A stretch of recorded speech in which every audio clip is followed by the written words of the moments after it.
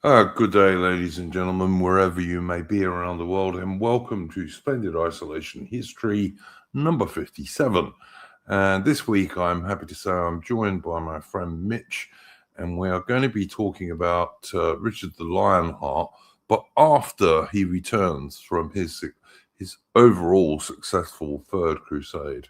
So we're going to be looking at the latter part of Richard I of England's life. As always, to give people a chance to get into the stream and join us, I'm going to start us off with a tune.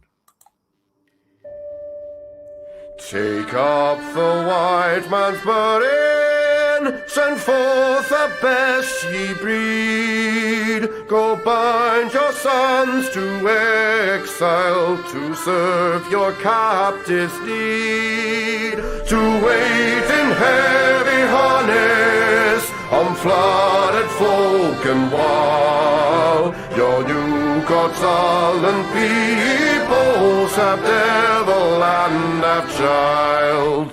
Take up the white man's burden, in patience to abide, to veil the threat of terror and check the show of pride. By open speech and simple, 100 times made plain, to seek another's profit and work another's gain.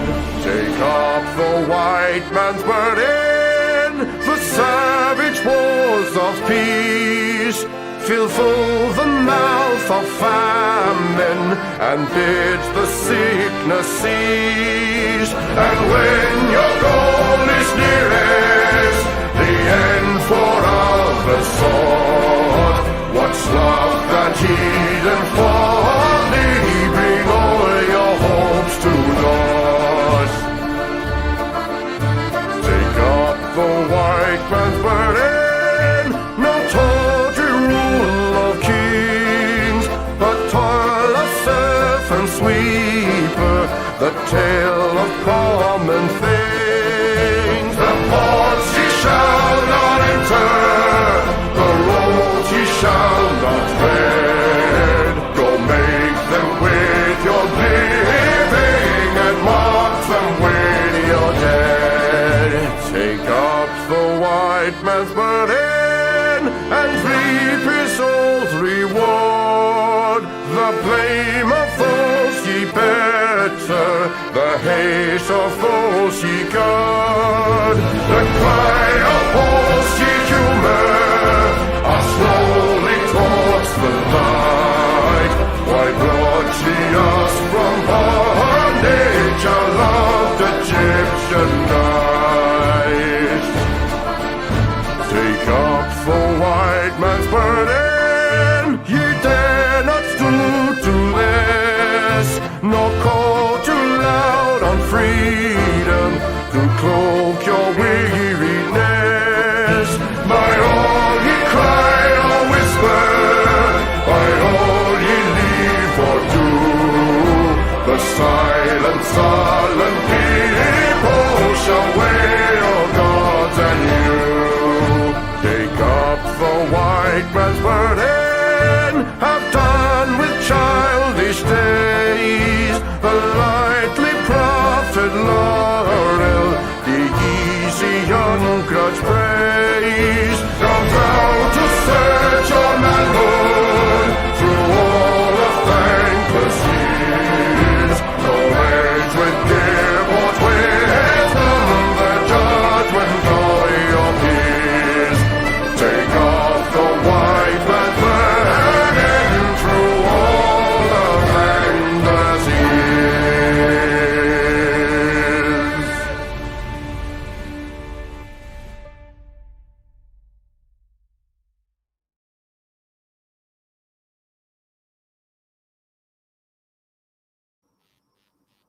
And that was, of course, the excellent Chris Gard. If you like good music, go and check out Chris Gard's channel on YouTube. He does contemporary stuff as well as traditional stuff like that. And you can also follow him on X, on Twitter, where we are also live at the moment. Mitch, how are you going? Same old, same old. This was your idea for a stream, and I've done streams before with Mitch and with other people about Richard III, Richard the First. I beg your pardon, and Richard the Lionheart, as he is traditionally known, but mostly about his activities in the Third Crusade, where in general he was very successful. He didn't quite manage to retake Jerusalem, and part of the reason for that was all the plotting and shenanigans that were going on back in Europe, in England, but also in France in particular, against his rule. And so he probably stopped crusading a bit quicker than he otherwise would have. So maybe you'd like to set that up for us, Mitch. Yeah, because the thing about when Richard went on to crusade, he did it alongside the Capetian king Philip Augustus, because it's worth noting at this time you had what was called the Angevin Empire, which controlled more land in France than the French king did. So you had, I have this weird situation where the French king was gunning for him. However, the French king had to swear upon holy relics, no less, that he would not wage aggression upon Richard's lands while he was on crusade. So this is why there were opportunities where, when Philip Augustus goes back from the Holy Land back to France, and it's worth noting, a lot of Frenchmen didn't like their king doing that, because they thought, well, Richard hogs all the glory. Plus, also, a lot of the French were enthusiastic about the crusade, because there's a reason why when you see Saladin in his personal letters referred to the Crusaders, including the English, as the Franks, it's because the main crusading nation at that time was the French. And the first crusade was mostly French, and so was the second. So absolutely. Yeah, and the thing was, with when you have someone like who later becomes King John, but Prince John, who I can't think of any other way to express him other than he's a scheming little bastard with how he treats his older brother, especially while he's away.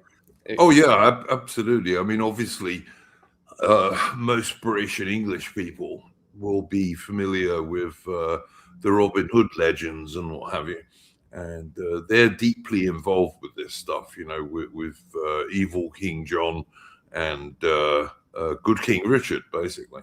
So yeah, absolutely right, Mitch. I agree with that. I'm no fan of John at all, I've got to say. Yeah.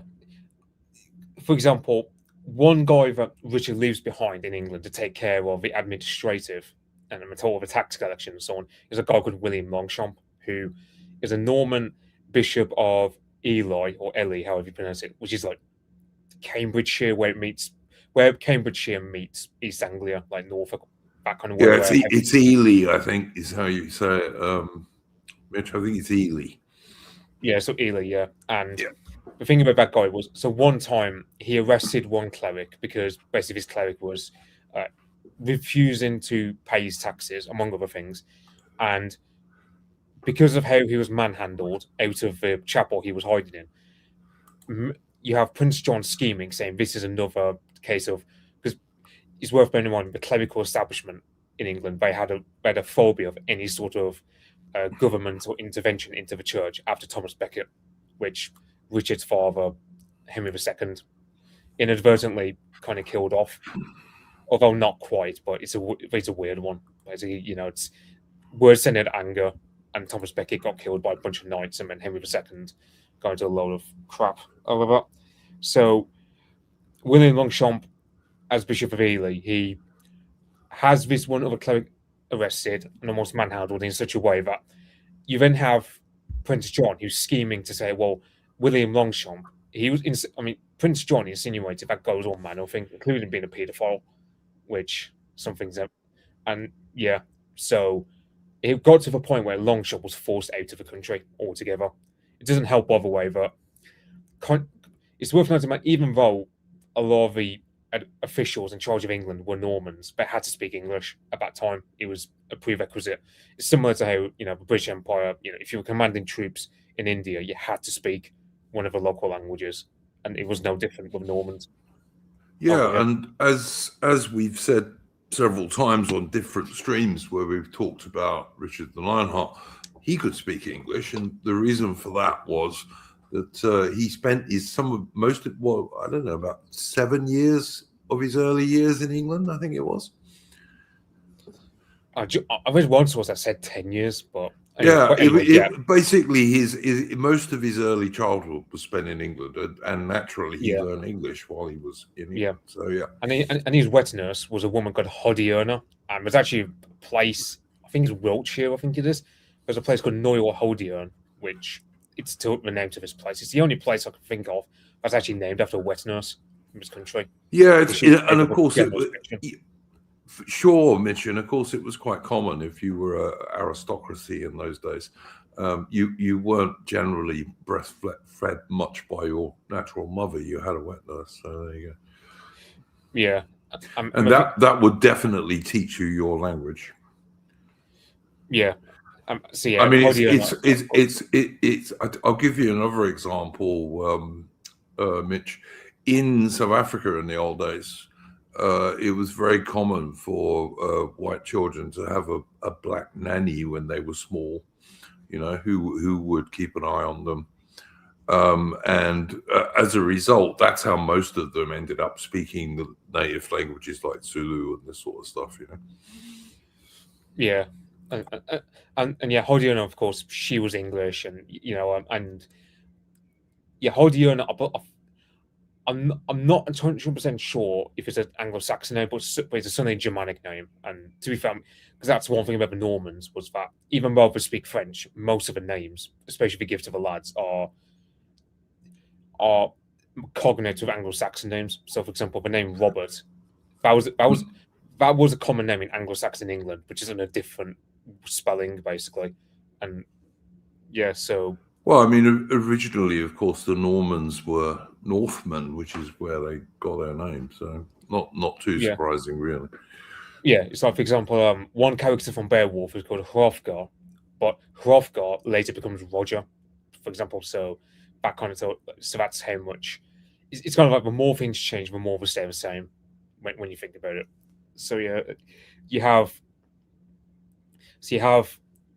Richard the Lionheart, who technically I think he was like the second or third son of Henry II with his wife Ellen of Aquitaine.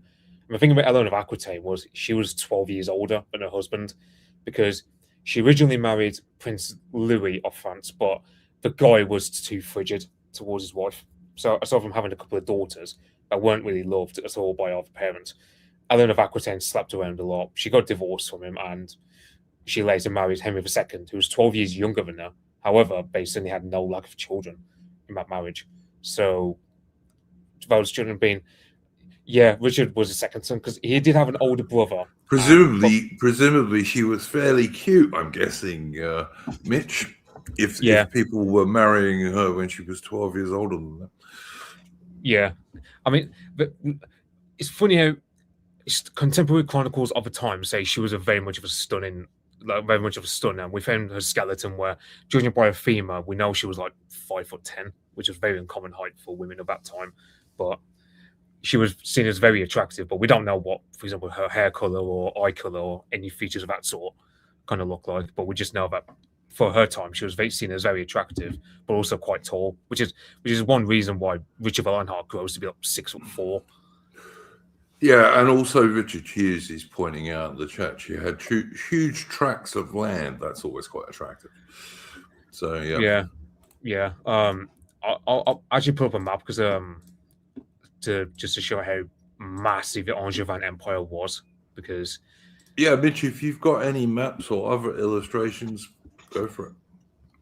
Yeah, so you have Duchy of Aquitaine here, which covers all the way from like Montague up here, like in Poitiers, all the way down to the Pyrenees. It's basically the pink bits, yeah. Yeah, and it's like, so for example, so from Flanders down to Toulouse, this is the land of a French king, Philip Augustus, controlled. So you're in a weird position where Normandy, Aquitaine, and Brittany are under English suzerainty. So more land in France is actually owned by the King of England than by the King of France, and that, in no short way, encourages a lot of disputes. Because it's worth noting, for example, area around here in Gascony, Bordeaux area, that produced a lot of wine that made more money than England, which is why Richard the Lionheart spent a lot of his early life. You see here Lusignan around here, which is where the Lusignan family, Guy de Lusignan, who was king of Jerusalem for a short while, he was very pro-Richard, although Richard gets later accused of murdering Conrad of Montferrat, which, regardless of whether it's true or not, basically half the Holy Roman Empire believe it, especially Leopold of Austria and Conrad's cousin Meinhard of Goetz, who later take him captive when he tries to get for the Holy Roman Empire, because under the Holy Roman Emperor Henry VI, I'm fairly sure he was the son of Frederick Barbarossa, if memory serves me right. There was disputes between him and Richard over Sicily because Richard supported a guy called Tancred, who I'm trying to think of family. I think it's de Hauteville or something like that. Same family as Bohemond, I believe. I could be wrong, but that Norman family that governed Sicily at the time was supported by Richard, and it caused a whole lot of drama between Richard and the Holy Roman Emperor. But and then. Well, this situation that with the English king controlling large portions of France, it basically continues until almost about 1500. During the whole period of the 100 Years' War, for example, it's only with the Wars of the Roses in England when the English aristocracy spend more time fighting each other than they do the French. The French king is really able to consolidate his lands. Yeah, I mean, but I know like Calais, for example, we only lost it because of Bloody Mary allying with her husband Philip of Spain. And that was the 1500s. That was well into the 1500s, actually. But yeah, true. Yeah. As for because the French, one reason they were able to consolidate eventually in the end, although because it's worth noting that the stuff like a conflict between us and the French, it was kind of needed, really, because France, all the way from Flanders down to the Pyrenees, the Kingdom of France had something like 20 million people, which, when you factor England's only got 5 million, and the Holy Roman Empire, which goes all the way from like Schleswig-Holstein in the north down to like the borders of Rome, only had 11 million. So the combined populations of the Holy Roman Empire, and England is still less than France, which is kind of something how much of a juggernaut France could have been. But that 20 million would have been if all those English lands on the left of your map here, Mitch, if all those English lands had also been under the French king. Yeah, so in a way, you can.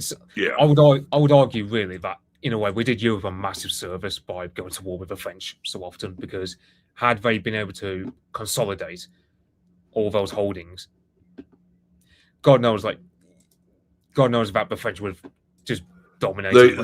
They would have been. Yeah, they would have been the absolute dominant power for sure. Absolutely. But there again, I think people going to war with the French are probably usually doing Europe some sort of favor. But I'm an Englishman, so I'm biased. Yeah, the only reason why France isn't that much of a juggernaut nowadays is because of Napoleon. Really, when you think about it, like so many Frenchmen died under him, that demographic stagnated. But up until Napoleon, they never recovered. I mean, even by the time of the Franco-Prussian War in 1870, the French population had still not recovered from Napoleon's wars. Yeah, so that kind of sets the scene about how you have these conflicts with France, because for every 1190s, while Richard is, of course, held captive, his brother John's scheming with King Philippe of France. And you've also got later on a war, pretty much. Like, it was a war between, because the reason why it's called the Angevin Empire is because you see Anjou here, which the Plantagenets originally came from Anjou, plus the center of power. I'm trying to, where is it? Chinon. There's a castle basically called Chinon, which was seen as a center of power. Plus, if you were to get like sort of in an interview, for argument's sake, with like if you were to bring Richard the Lionheart back from the grave, and you were to ask him what identity do you most identify with, he probably would have gone with Angevin, because he would have seen himself as more, because he does own land here to begin with in Aquitaine, given to him by his mother before he eventually becomes king. And there was a brief drama where Henry II nearly got usurped by his own sons, like Richard, John, and their mother, Eleanor of Aquitaine, schemed against Henry II, trying to take the throne, but it was found out. Eleanor of Aquitaine, she was imprisoned for 15 years in a place called Old Sarum in Wiltshire. I say imprisoned, it was more like house arrest. She still got her nice dresses and all the nice luxuries that a woman of her station would want. But, yeah, so she could wander around the castle grounds and all this kind of stuff. She wasn't held in a cell. Yeah, like, she was a noble lady after, and also it doesn't do well for a king to put his wife in a cell. So I suppose and yeah, so you get Henry II, he dies, and then you have Richard the Lionheart. He goes on the famous Third Crusade, and yeah, we know what happened. Last Tuesday, was it? Yeah, where AI did a stream. Yeah, AI kindly had me as a guest on that stream, and we talked about the Third Crusade on that one. So if you want to find out about the Third Crusade, go and check that out. There is a link to it actually in my post section on my YouTube channel, and I'm pretty sure I put it up on X as well. Yeah, so just to get so as you get into the end of the Third Crusade, you have these lands stretching all the way from here, and of course, so to get onto the aftermath of the First Crusade. So as Richard goes from, because he embarks on a ship with a few hand-selected close friends, like very loyal knights who served with him in that crusade. There's only like 5 guys with him, and they're going. I was going to say, yeah, there was only about half a dozen of them, wasn't there? Yeah, and they had to disguise themselves as Knights Templars, because at that time, quite a few. There's a rumor mill going all over Europe. The idea that Richard assassinated Conrad of Montferrat, and also that he acted with a sheer level of like infamy and aggression in dealing with Isaac Komnenos in Cyprus, among other things. That there's a lot of BS going about him basically, and too many people in Europe believed it. So there was only one man on the continent inside of the Angevin Empire that Richard actually trusted him. That was Henry the Wolf, who was the Duke of Saxony in northern Germany. So he was hoping to land in the Holy Roman Empire, but basically his ship got blown off course into Istria. He tried to get through Austria, which is controlled by Leopold, who has a grudge against Richard over the siege of Acre, where Leopold's banners as Duke of Austria were toppled over by Richard. And yeah, he chucked them down, didn't he? Because he didn't think they'd taken enough part in the fighting, basically. Yeah, and Leopold, he and another guy called Meinhard of Goetz, who was a cousin of Conrad of Montferrat, who believes that Richard assassinated him.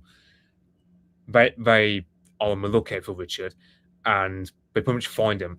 A German chronicler states that Richard describes himself as a Knights Templar, and he was doing some like manual labor. He was hoping that by doing such manual labor that no one would suss him out. But the problem is, apparently he had a ring on him, but it didn't take off, which to me it sounds a bit anticlimactic when you factor. Well, he was also, to be fair, Mitch, he was also a big, tall guy, but especially for those days. Yeah, and he was a big guy as well, not a skinny tall guy. And he had red hair, so he probably stood out a bit, yeah. And the thing was, so he got blown off course into Istria, got taken prisoner in Austria, where he was held at a castle called Dürnstein Castle, which overlooks the Danube in eastern Austria. And it's worth pointing out, Mitch, of course, this was entirely illegal, right? And it was illegal on two levels. Even if he'd been a Knight Templar, it would have been illegal to arrest him, because it was illegal in Christendom to arrest a former Crusader. You couldn't do it. You weren't allowed to. So it was totally illegal. Yeah, and it's like, for example, you notice while the Third Crusade is going on, the French never attack any of these lands. And that's because so many of the French lords and knights had told King Philippe, look, if we attack, we're just going to invite a literal holy shitstorm when you think about it, because you're just going to get mass excommunicated, because the Pope will not like it. And that of course is what happens to the guy who originally arrests Richard the Lionheart. The Pope excommunicates him because Richard is a crusader trying to return home. Yeah, and there were some people at the time who tried to insinuate that Richard didn't do enough, because they said, well, you could have taken Jerusalem, but it's one of the things where Richard could easily argue, well, look, even if he were to take Jerusalem, it'd be too far away from supply lines and all the rest of it. So he had to. Well, look. If you want to know about the military choices there, then go and watch that stream Mitch was just talking about that I did with AI and Beta Britannia. But also, even if you take it, you got to hold it. Yeah, and it's a long way from the coast, relatively speaking. And the Holy Land, the Christian kingdoms in the Holy Land, they didn't have the manpower, really. And Richard had beaten Saladin several times. And before he returned to Europe, he signed a 5-year treaty with Saladin, which basically meant that Saladin would give free access to crusaders to pilgrims who wanted to visit Jerusalem. Yeah, so that's the thing. Like, there's a lot of controversy regarding Richard as he's making his way back to England, and so yeah, he tries to get on his way up into Saxony through Bohemia, because it's worth noting that there were quite a few lords who were in the Holy Roman Empire who were amenable to Richard, including the Przemysl dynasty in charge of Bohemia, among others. There was a sort of coalition that was forming up with the Holy Roman Empire, where they didn't particularly like Henry VI, because they thought he was constantly warmongering over Sicily, which, as mentioned before, Richard supported the Norman fellow in charge of Sicily by the name of Tancred.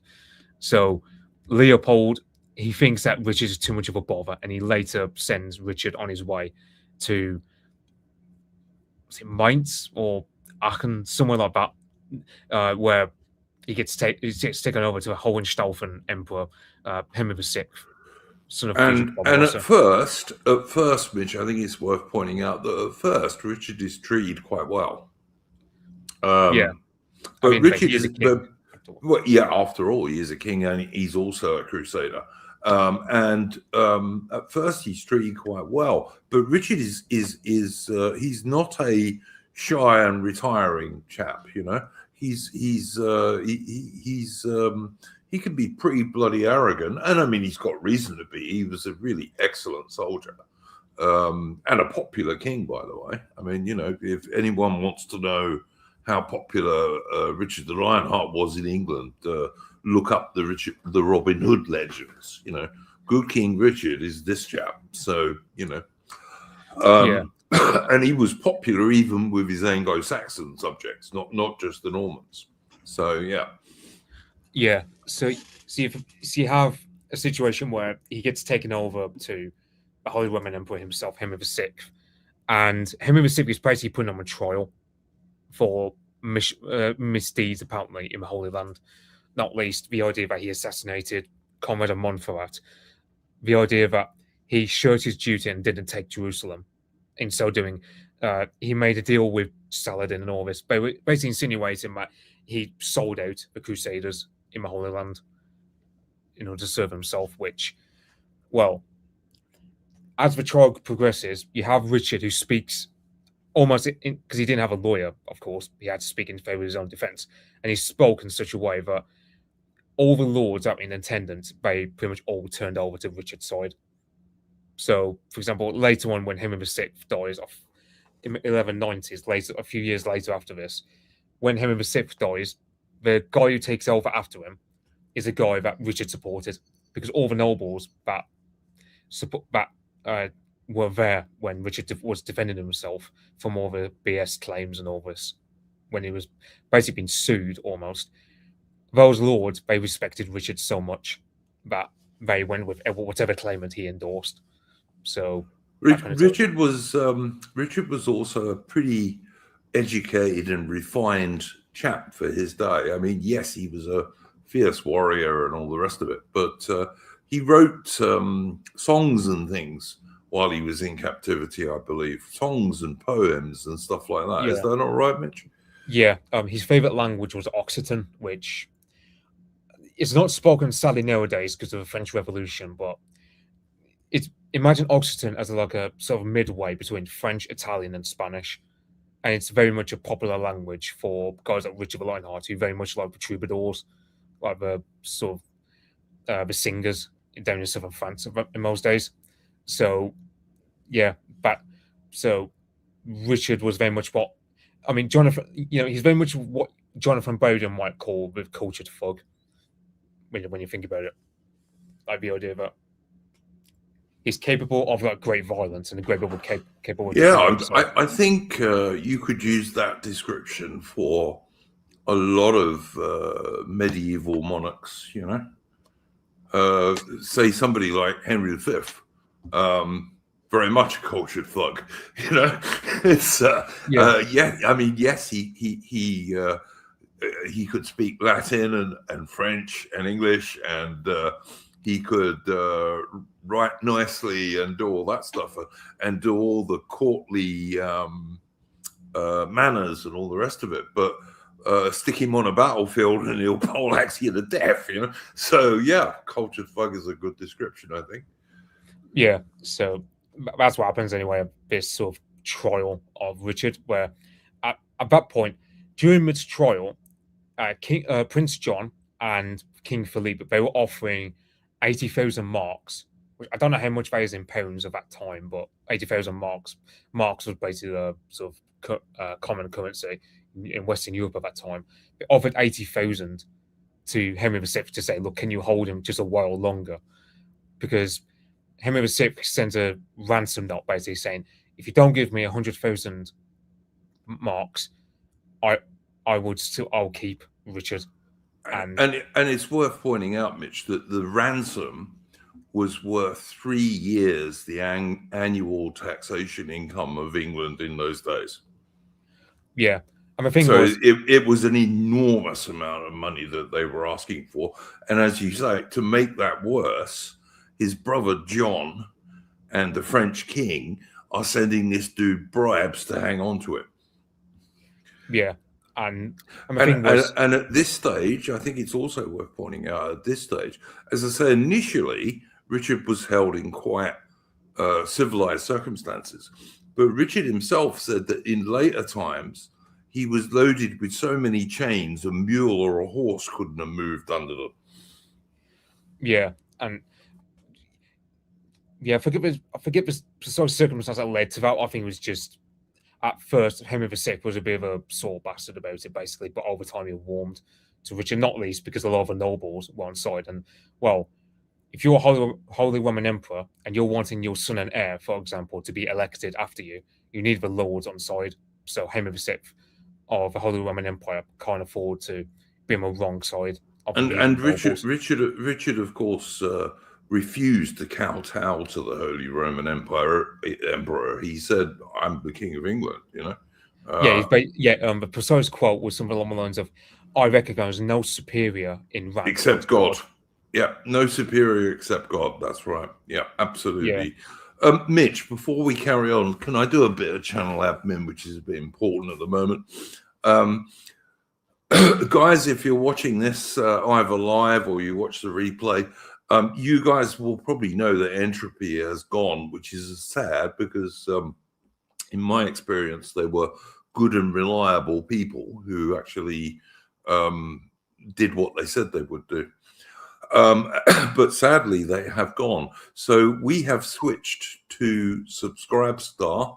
You can find the link in the description of this video, and it's also pinned at the bottom of the chat.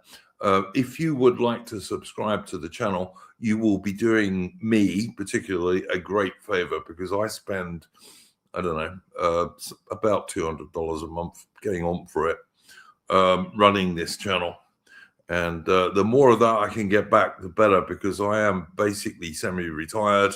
I don't have a great disposable income. And if anyone thinks I'm a rich man, you're very mistaken, sadly. But yeah, so if you want to support the channel, you can do so via the Subscribestar page. Please feel free to do so. Sorry, Mitch. I just wanted to get that out there to people because it will really help. Because I used to make about 2/3 of what I needed to run this channel from Super Chats on Entropy. But like I say, they've gone. So there you go. Yes. Where to leave off? You were just we were just talking about him being loaded with chains, but the Holy Roman Empire's aristocracy kind of liking him. Yeah, because the thing was, the Holy Roman Empire, it was elective. Because it wasn't like at this point with primogeniture for our kings and queens, but in the Holy Roman Empire, of course, you have to be elected by the nobles. So the fact that the likes of the Bohemians and the Saxons and other nobles of that realm were siding with Richard in that trial meant that Henry VI pretty much had to call it quits, and he basically just went on this ransom note saying, "Give me 100,000 marks, and I will release Richard." Now, the realm was beggared by this because, of course, 3 times annual income. However, Ellen of Aquitaine, William Longchamp, who at this point, Mitch, am I right in saying that income tax in England to raise this had to go up to about 25% for many people? And of course, this was unprecedented. But it's interesting today, income tax in Britain is higher than that. So yeah. It's like the common complaint was how can a free man be taxed 25%? But the thing about income tax, I think it's only really the Napoleonic Wars with William Pitt the Younger that it becomes permanent. But of course, income tax was you only used it in an emergency, and it was very small back then. Like, it was a few pence in the pound. And I mean old pence, when you had 12 pennies to a shilling and 20 shillings to a pound. So it was not very big in the Napoleonic Wars. But to raise the ransom for Richard, they had to tax everybody. So the peasants got taxed, but also all the knights got taxed as well, because that was the only way they could raise the money. Yeah, my clergy also complained. Oh yeah, absolutely. Sorry, I forgot that. Yeah, thank you, Mitch. All the church was also taxed, and of course the church generally got lots of exemptions from tax, but they couldn't for this because they wouldn't have raised the money otherwise. And I've never understood why the church complained about that, because I'm sort of thinking, because I mean, he did so much for the Crusader cause, so I never got why the church was squealing about it. But yeah. Everyone has to pay up, and once the first half of the money, so 50,000, had been paid, that's when Henry VI says, "Okay, 1194, he lets Richard go." So Richard was taken prisoner in late 1191, and only gets released in early 1194. And Mitch, it's telling. The King of France sends the traitor John in England a message. What does he say to him? It's very telling. Yeah, it says, "Look to yourself, the devil is loose." Yeah, and that of course is Richard the Lionheart. I also think it's interesting that when you look at the Robin Hood legends, right, lots of those are about greedy aristocracy and greedy churchmen and what have you. And in the legends, Robin Hood steals from the rich and gives to the poor. But it's interesting that King Richard who they had to raise all this vast amount of revenue to ransom. He's never shown as the bad guy ever. He's always good King Richard, who everyone wants to come home again. You know. Yeah, because to be fair, people are willing to forgive sort of greed, quote unquote, if you actually spend on something good. Whereas King John, I mean, well, he later becomes King John, but Prince John at the time, I mean, the way he behaves, I mean, I know there are times where he actually does act traitor, and then Richard forgives him, which I know like there's a stain upon, like, I know there's a massive taboo against killing members of your own family, but still, if I don't think anyone would have batted an eyelid if Richard killed off John any time after this. I don't think many people would bat an eyelid. No, not at all. Mitch, was it you and I who did the stream on William Marshall? Yeah, I know. There's a quote which I'll mention later, but William Marshall, he served under Richard the Lionheart, and as well as later King John. And really, I mean, the only reason the realm did not disintegrate under King John was because of William Marshall, really. And William Marshall served Richard very faithfully in the later war. And as we pointed out on our stream, William Marshall once unhorsed Richard the Lionheart, and not many people managed to do that. Yeah, as I'll detail later. There was one battle where Richard the Lionheart killed 3 men with a single lance. So that kind of tells you sort of very much skill of his horsemanship. Because you got factors, of course, Richard. You know, as I said, he's built like a brick house. He's 6'4". He's got like a barrel chest. He's been fighting from day one, like since he was a small child. So he, you know, kind of tells you something about Sir William Marshall, who was from a lower aristocratic background. He didn't get to have the same resources as Richard did growing up, but nevertheless, yeah. So you have Richard. So you have William Marshall, for example. Yeah, I mean, so yeah, you have Richard who gets back into England for February 1194. He gets into Sandwich in Kent, and gets to England. He has to stage a second coronation because he knows for a while that his brother John has been scheming against him. Plus, who at this point he's got two castles in East Midlands, Nottingham and Tickler or something. I think of the name of a second castle, which is north of Nottingham. Yeah, so John has 2 castles in the East Midlands that go up in rebellion. So Richard has to lay siege to those for a short while. Before then, he has to deal with Philip Augustus, because Philip Augustus, while Richard was in captivity, had taken over eastern Normandy. There was this place called Gisors, which there was a battle which I'll mention. Which a battle happens there in 1198. But basically, Gisors is like this really important border castle, and it fell without a fight because the garrison commander was a guy called Gilbert de Vascoy, who, being a border lord, he's going to hedge his bets. And Richard being in prison, well, he's going to hedge his bets with the French. So he gave up the castle without a fight, which is why Richard's supporters in the area, they all call him a traitor. But it's one thing, so marcher lords / border lords, they're going to be like that. Unfortunately, they're going to hedge their bets. So yeah, you have Eastern Normandy just overrun by the French. And Philippe did try to lay siege to Rouen, but it was held by a guy called Robert de Beaumont, who was Earl of Leicester, and he was a Crusader veteran of Richard's. So I was just going to say, this chap actually fought with Richard in the Holy Land, didn't he? Yeah, and well, this is one thing that becomes a common thing for the 1190s and early 1200s, is that a lot of the men who fight against the French very capably, as capable subordinates, they were men who served under Richard, so he knows exactly their qualities. He knows how to trust them. Not least William Marshall, who, as much as you can say Richard was himself brilliant, I don't think he could have been able to do as much were it not for, I suppose you could say, his band of brothers, like the men he served alongside in the whole of the land with. Not least someone like Robert of Beaumont. I mean, you've got William Marshall.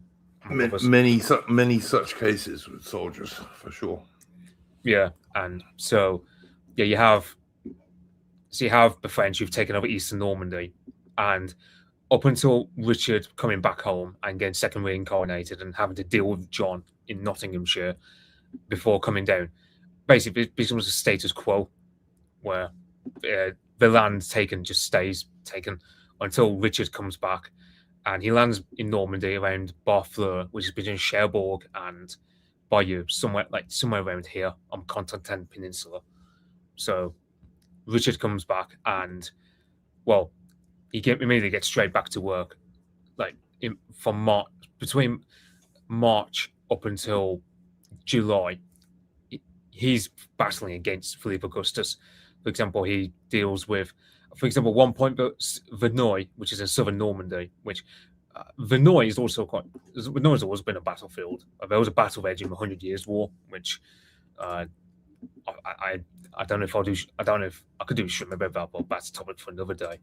But so Verneuil gets besieged. Richard appearing, however, because one thing Philip Augustus says, and I think there's a quote here. This is from William Marshall's book, which kind of tells you how much the French really hated the idea of having to deal battle with Richard. So let's say the war, which is this Anglo-French war in the 1190s, lasted long, and it was perilous and fierce.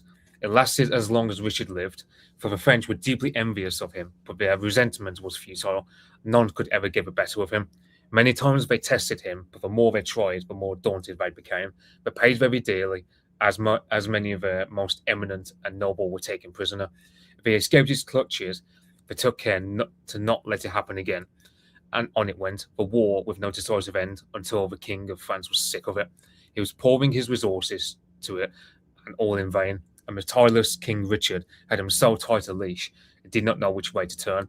No matter where he went, Philip Augustus, of course, King Richard was always there, confronting him, giving fierce battle. And though fortunes were mixed, the King of France's men were not best pleased when they were on the end of a battering and stripped of gear, as they often were. So, because that's one thing that becomes a common thing with this Anglo-French war, is every time Richard comes onto the French army beats into a retreat because they know they can't beat him. Because the thing about Philippe Augustus was he's very good at diplomacy and very good at sort of administration, but he's nowhere near as good as Richard on the battlefield. Well, we were talking about this, Mitch, on the Third Crusade stream that AI did with Beta Britannia and myself. Philip goes to the Holy Land, because he's kind of forced to, really, by his nobles and what have you. But he pisses off back to France as soon as he possibly can and does almost nothing while he's there. Pretty typical French in some respects, but Yeah, I mean, I've known there were papal legates who are accusing Philippe of cowardice and being half-hearted, but it's also a matter of, because Richard, he constantly had to put all his garrisons on high alert for the entire time he was on the Third Crusade, because once Philippe got back, he just knew that Philippe was going to try and gun for his lands, and especially when you have, during Richard's captivity, you do actually have the French trying to take some of the land, but of course things don't go as well for the French, not least because Philippe, as mentioned, he's not particularly good at military matters like Richard was. He's more of a diplomacy kind of guy. So there are times where you might get, for example, there are times where the County of Flanders keeps going over to Richard's side or to the French side, depending on what happens. So, for example, initially, the Flemish sent their forces into Eastern Normandy and ransacked the area. But when King Richard threatened an economic blockade because of a wool trade being so connected with Antwerp and Bruges in Flanders, the Flemish join our side because they can't afford an economic hit. So it's constantly like this cat and mouse game that it develops between King Richard versus King Philippe. And and Flanders, of course, was quite dependent on the English wool trade. England's main wealth in those days was the wool trade, and a lot of that went to Flanders, I think. Yeah, Antwerp was such a big port of that, and so And Can I just say, Mike Smith in the chat says King John was evil. I know that because Alan Rickman played him. I must say, Alan Rickman was a very fine British actor. Very good actor was Alan Rickman. Yeah. I also I told he's correct about. He says he played the sheriff of Nottingham. He wasn't King John. I don't think King John was in that film, but my point still stands. Like Sheriff of Nottingham, he's also a villain because he's a loyalty hire by Richard. Well, by not Richard, by John. Yeah, absolutely. If you look at the Robin Hood stuff, the sheriff of Nottingham is just he's just John's lickspittle, basically. Yeah. So, yeah, and you have in the midst of this sort of Anglo-French war brewing. I think it's March or April where John is in Normandy. He goes cap in hand to Richard, begging for forgiveness. Can I just sorry to interrupt you, Mitch? Can I just say, AI, if you want to come on, you can, and the link is in the Discord. You're welcome to join us. Yeah, so you have John who goes cap in hand for forgiveness, and Richard basically he says get up, and he sort of embraces his brother in like a short moment and says, "I know you've been misguided, but the men who misguided you, they will get their just desserts." I always, because it's worth noting, kinslaying was very much of a taboo back then for obvious reasons. You can't kill your own brother, and so that's where I think Richard, he was probably hoping that if he were to deal with the men who sided with John, in terms of double dealing with King Philippe, hopefully he would pretty much persuade his brother to stay loyal, because you got the fact that they both share the same mother. So my mother was still alive. She's not gonna like it if her own sons are trying to kill each other. So I feel like Richard probably spared John more for love of their mother. And also it's difficult to kill your brother. It is. I mean, leaving aside the likes of Romulus and Remus and all this stuff, most brothers don't kill each other. Even if they don't get on. Like I'm not best mates with my brother, but I would never dream of killing him. So yeah. I thought the closest thing you can think of English history for that is Howard Godwinson at Stamford Bridge, where he says to his mother, "Look, Tostig has already made his choice here. If he dies on the field of battle, that's his choice." Because the mother was, of course, begging Harold to say, "Look, give a lifeline to Tostig to try and get out of harm's way." But Harold was saying, "Look, I'll give him that lifeline, but if he wants to stay with a Norwegian army, he can get killed." Absolutely, yeah. But he didn't kill him himself. No, it was just, to be fair, before the battle was joined, of course, he did give a lifeline, but Tostig refused, so he brought it on himself. What can you do? I mean, particularly when you're talking about very high power politics, what can you do? But as I say, in general terms, brothers are not going to kill each other. They're not, Yeah. The one notable example that I can think of, and this is going back about, probably to the late, it was during Clovis, the Frankish, when he united the Salian Franks with the rest of the Frankish tribes. He did pretty much kill off his uncle and cousins and even the baby infant. Look, AI in the Byzantine Empire, in the Eastern Roman Empire, this sort of shit was quite common, but it's not a Northern European thing. No, I know. I was saying that this happened in the Frankish, the Frankish, I realize that, but what I'm saying is it's not common, really. It's not, no. But even by his contemporaries, he was condemned for that particular incident. Yeah, exactly. I mean, look, the Ottomans used to do it a lot, but in the Ottoman Empire, they were generally half brothers because they had different mothers for the most part. There's a good series. I think there was a Turkish series, and it showed one of the new sultans who was it might have been Suleiman, the one where he was like a boy sultan, and his guardian and his mother would basically said, listen, to secure the throne, you're going to have to kill off like 15 of your half siblings and cousins and things, and then there's a scene of just like 15 coffins, in a in this sort of funeral procession being led out the Sultan's palace, and it was like that's what would happen. That's just what would happen, because you can't. There's always that risk of fracturing. although these guys are not Christians. Let's be fair about that. No, it's a weird thing because none of the other is. I don't know if it was a Muslim thing or if it's a Turkish thing, because it seems to me that this was kind of like a uniquely Turkish thing that would happen. You wouldn't really see it with the Arabs and stuff. So I like the emirs, like within their own family units. Like if there was like external conquests or internal, like you get it. We should ask Peter Britannia about that. He'd probably be better informed on that than us. But also, if it historically you get it, because you can think about Romulus and Remus. You can think about Cain and Abel in the Bible, for God's sake. For God's sake.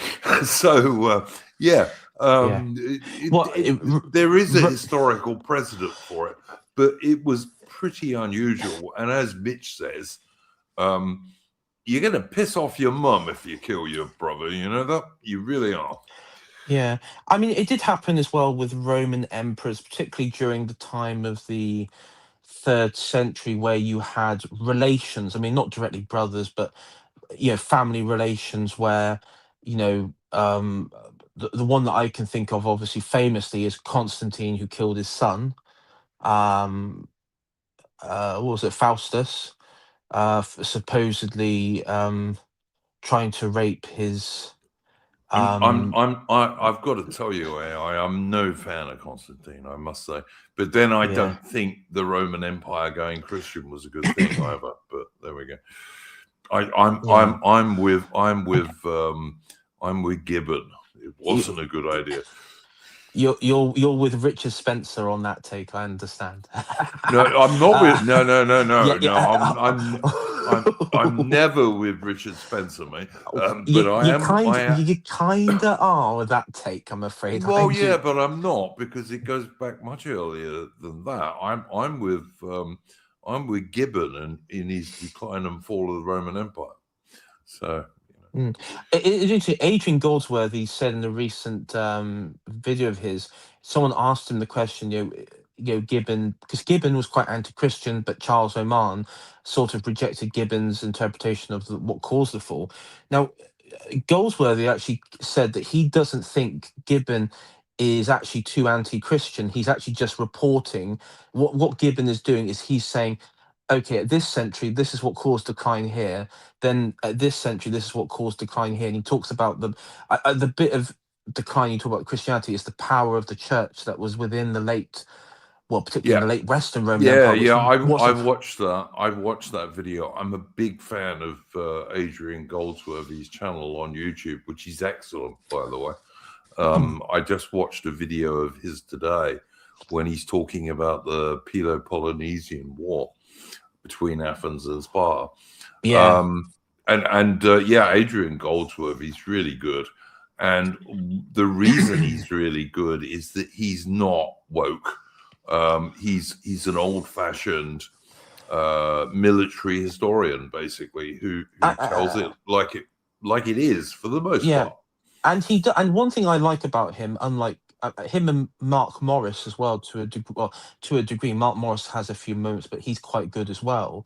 Is when you have ancient sources or very old sources, whether it be from monks or scholars, from the ancient world, he doesn't like modern historians will scoff it and say, "Oh, these idiots don't know what they're talking about. We can't rely on their accounts." And it's like,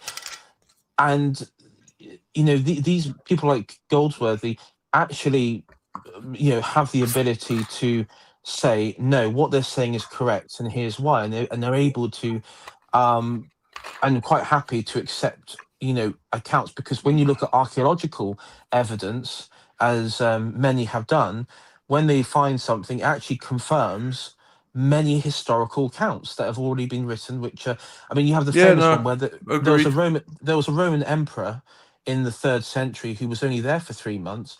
Nobody knew if he was real because they couldn't find any coins, but during archaeological dig they found coins of it and of him, and so they could confirm, oh yes, this monk from the 10th century who referenced him was right. There was a Roman emperor called, whoever, there was someone who was proclaimed Roman emperor. Whether he took up residence in Rome and it was all officialized, we don't know. But there was somebody who at least had his coins minted.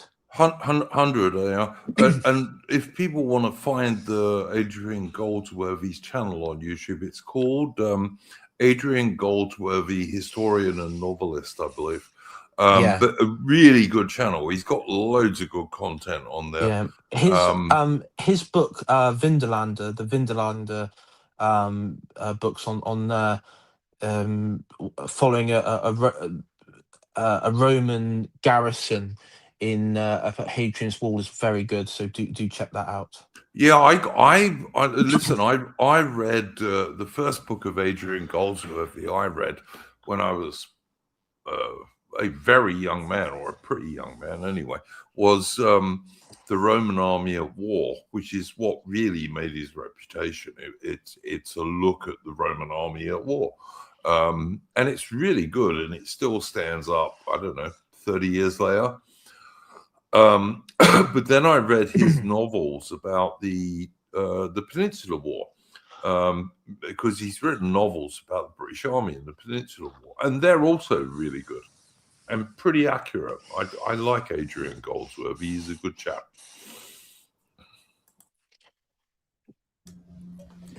Yeah. 100%. Yeah, I will say one thing that's funny is that you think like on paper you've got, for example, this war between the French and Angevin Empire, which on paper you'd think there'd be like some massive decisive battle, but one thing that happens is the few battles are fought with any major stakes are often where you have like a few dozen casualties inflicted, because one thing is that while Richard is aiming for a decisive battle because he knows he'd win it, Philip Augustus knows that he'd lose it. So, yeah, he wants to avoid it all the time, Mitch, absolutely. And of course, there's lots of sieges, but not so many field battles. Yeah, I think the closest thing you've got is like raiding and counter raiding, and similar to what happens in the 100 Years' War with chevauchée. So that's kind of a warfare to be expected with this sort of Angevin Capetian. Guys, let me ask both of you, right? And I know what I think about this, but I'd be interested to know what Mitch and I think about this. There was this trope that came out really in the 1960s, I'd say. I think it started in the 50s, but it was really in the 1960s. Richard the Lionheart was gay, right? Oh, yeah. We know he had at least one daughter. If you read accounts of him when he was on crusade and on campaign, there are all sorts of stories about him messing around with local girls and all the rest of it. I just think this was the usual modern lefty idea of destroying heroes from the past. Yeah, that's what I think. So John Gillingham writes about this, where he says, so there's a medieval chronicle that talks about how Philip Augustus and Richard slept in the same bed. Now, that's not them sleeping. That's not them, being homosexuals. That's just two men sleeping together in the same bed, so back then, two men could sleep together in the same bed and no one would presume they were homosexual. Like, it just wasn't. Like, two men could be trusted not to do that kind of thing. And in that case, basically what happened was the Pope told them to reconcile with one another, and one way they had to reconcile was that basically had to sleep in the same bed, and had to hash it out with one another in terms of and not kill each other in the night. Yes. Okay. Yeah. It was back then. It was quite common as a sign of ultimate trust because that was the thing. It's a form of ultimate trust, and it was a form of, as Mitch said, reconciliation, sharing the same bed, and things like that happened with, internal, like, dukes at war, barons at war with each other. It would be, and no, I mean, they. And the thing though is, sleeping habits back in the medieval times were very different, because you know how we have like our 6 or 7 hours sleep. Well, depending on everyone's sleep, but the average sleeping pattern is, we sleep through the night. Back then, people would you would sleep, you'd wake up probably about midnight, 1 o'clock in the morning, get up, pray, maybe do some chores, and then go back to sleep. So people's sleeping patterns were very different as well back then. The way that people conduct themselves in the day. So it's I think ultimately it was a one of those, like one of those Marxists, the post World War II Marxists, um well, trying to deconstruct. And if I was to guess, well, I have a sneaky feeling the type of person who would make up this story, and why they particularly target very well-known Christian figures, Christian warrior figures, like this, because he's not the only one who is tarred with such Oh accusations. We get this shit all the time, and we get it about ancient guys, we get it about medieval guys, we get it about Victorian guys. I mean, General Gordon, for example. There's no evidence ever that General Gordon ever did anything even slightly homosexual. Yeah, and I think, like, see, the thing is that if that certain minority that we insinuate were to do that about Richard, I mean, the funny thing is, Richard, there was a pogrom at the start of the Third Crusade, which I forget the circumstances. Yeah, you're right. Yeah, Yeah, certain small hat people were not treated very well. I wonder where that might come into this. Yeah, it was up in York. I can't remember why. It was Clifford's Tower, or whatever, all bunched up, and they all got burnt alive or something like that, if I remember correctly. But Richard, when he heard about it, he was horrified and ordered it stopped. But absolutely. I mean, I dare say we're going to come on to this in a bit, Mitch. Like when Richard eventually gets killed, and he gets killed because he goes too far forward, which is, it's a fault, but it's hardly an unmanly fault. But when he does get killed, he gets killed by an ordinary archer guy, a crossbowman. And he spares him, although the guy may or may not have been spared in reality, but that was Richard's wish anyway. Yeah, basically, it was because one guy that Richard has on his side is a guy called Mercadia, who's up this Occitan mercenary. Who mercenaries being mercenary, they're not particularly known for following their word or following another person's word, anyway.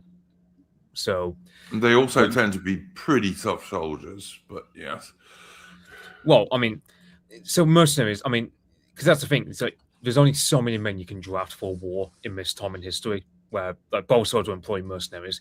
This unfortunately means that the common folk, they're going to suffer a lot, because mercenaries, if there's anything to be known about them, is they love money above all else. Like, Machiavelli does write certain things about mercenaries for good reason, and but at this time, of course, in history, it was common. There are some exceptions. Let me say, Mitch. I would like to do a stream with you two guys, for example, on the White Company at some point, which was the English, the English company that operated. Is this John Hawkwood? You want to bet? Yes. So John Hawkwood. And the White Company operated in bits of France, but mainly in northern Italy, I believe. In northern Italy, the Italian wars, the various Italian and although he was a mercenary, and so were his English soldiers, they got a very good reputation as like quite honourable men. I mean, although they expected to be paid by the people who employed them, of course. I mean, they are in some ways, because, of course, in the the sort of like 15th, 16th century, you would have the rise of like homegrown Italian mercenaries as well. The condottieri. Yeah, the condottieri, and there's a I mean, I think it's fair to say that they very much take that inspiration from the White Company, and it was very much, you know, that sort of, because you would have these very relatively small city states which would expand. You know, they would grow, expand, but also seek, at this point, the Holy Roman Empire, which normally would, the Holy Roman Emperor would also be the king of Italy, as well as king of the Romans, and so on and so forth.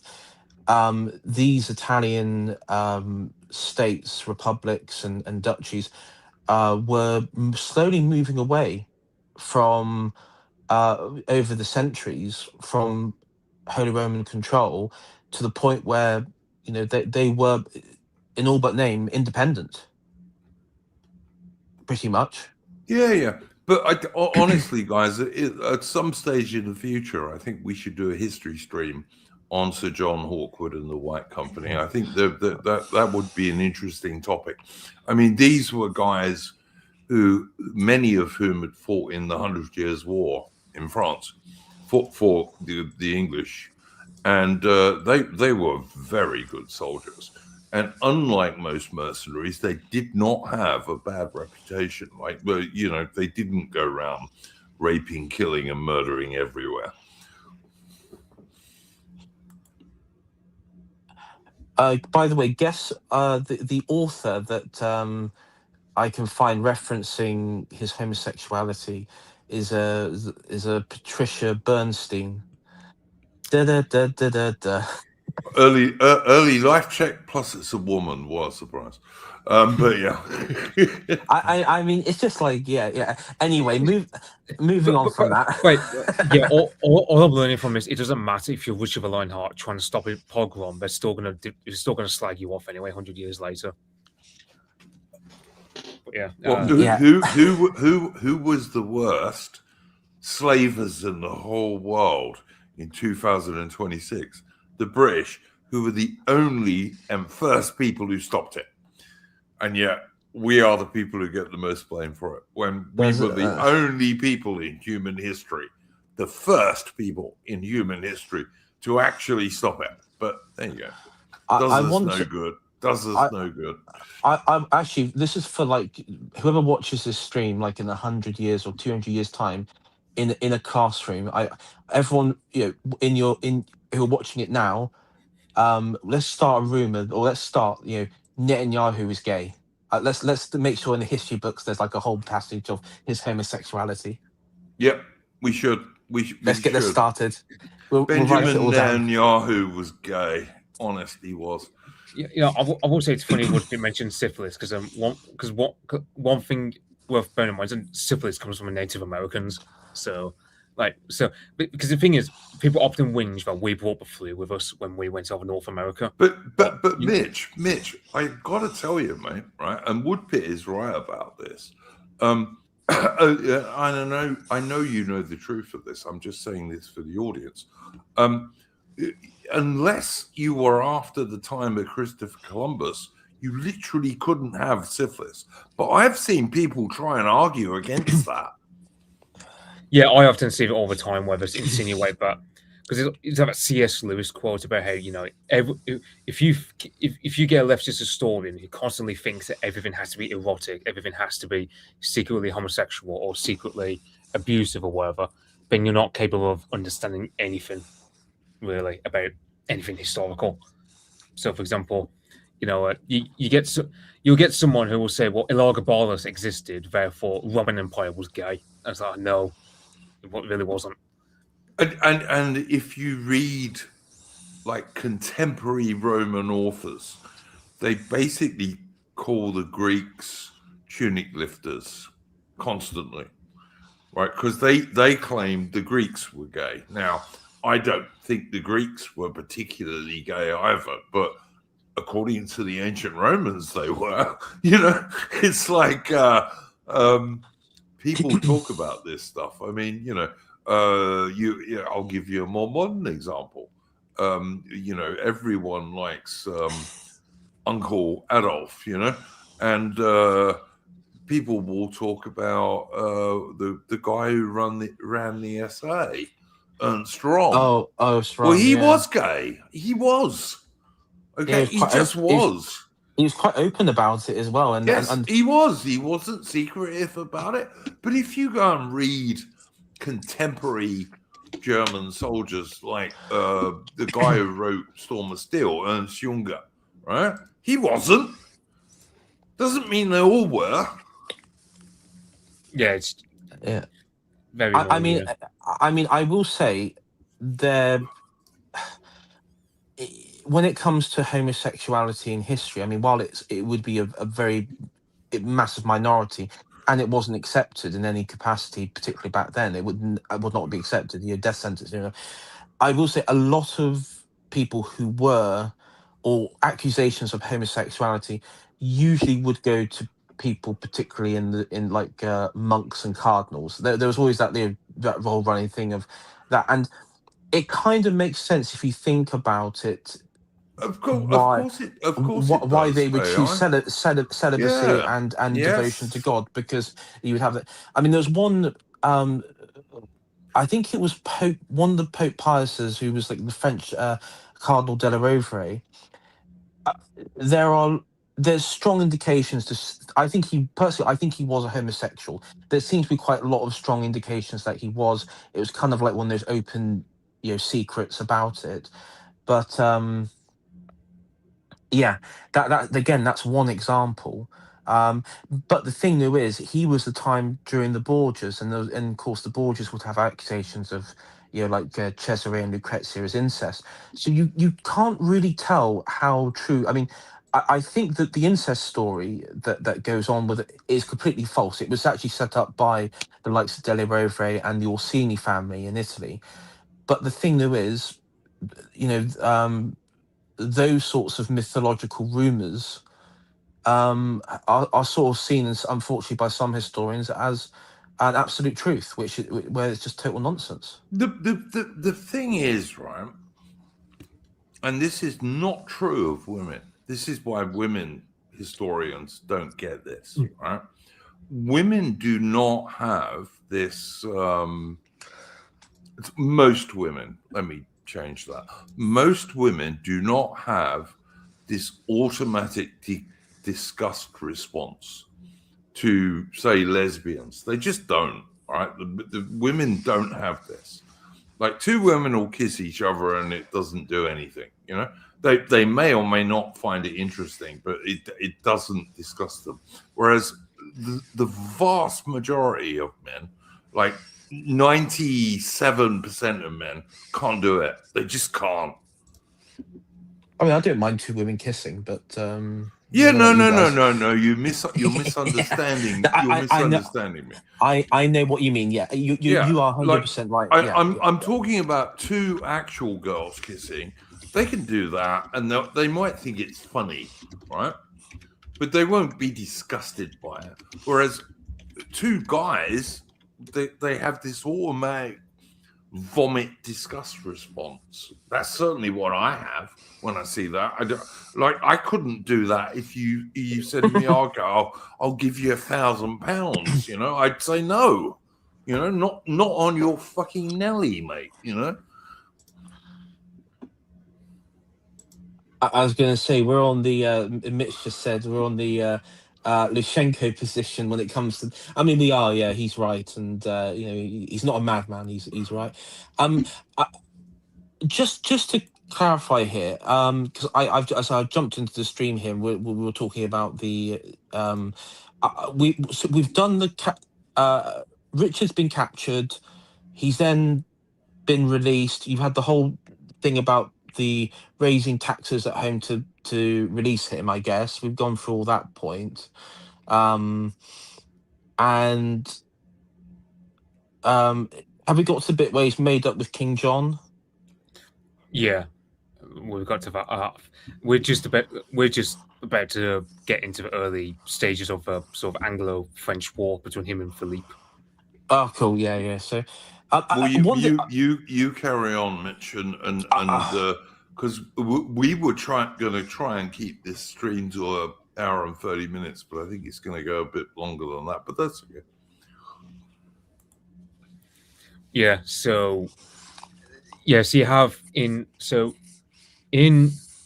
early July you have a battle called Festival, which it's not really a massive battle in terms of number of casualties, but where it really wounds the French cause was that you have the French state archives, no less, end up into the hands of Richard. Through these letters, he's able to profile all the traitors within the Angevin Empire. So, for example, in areas like Turan, La Marche, Dauvergne, Périgord, which Périgord, that's where Talleyrand's family came from. Like the Talleyrand's were bishops in this area. Poitiers.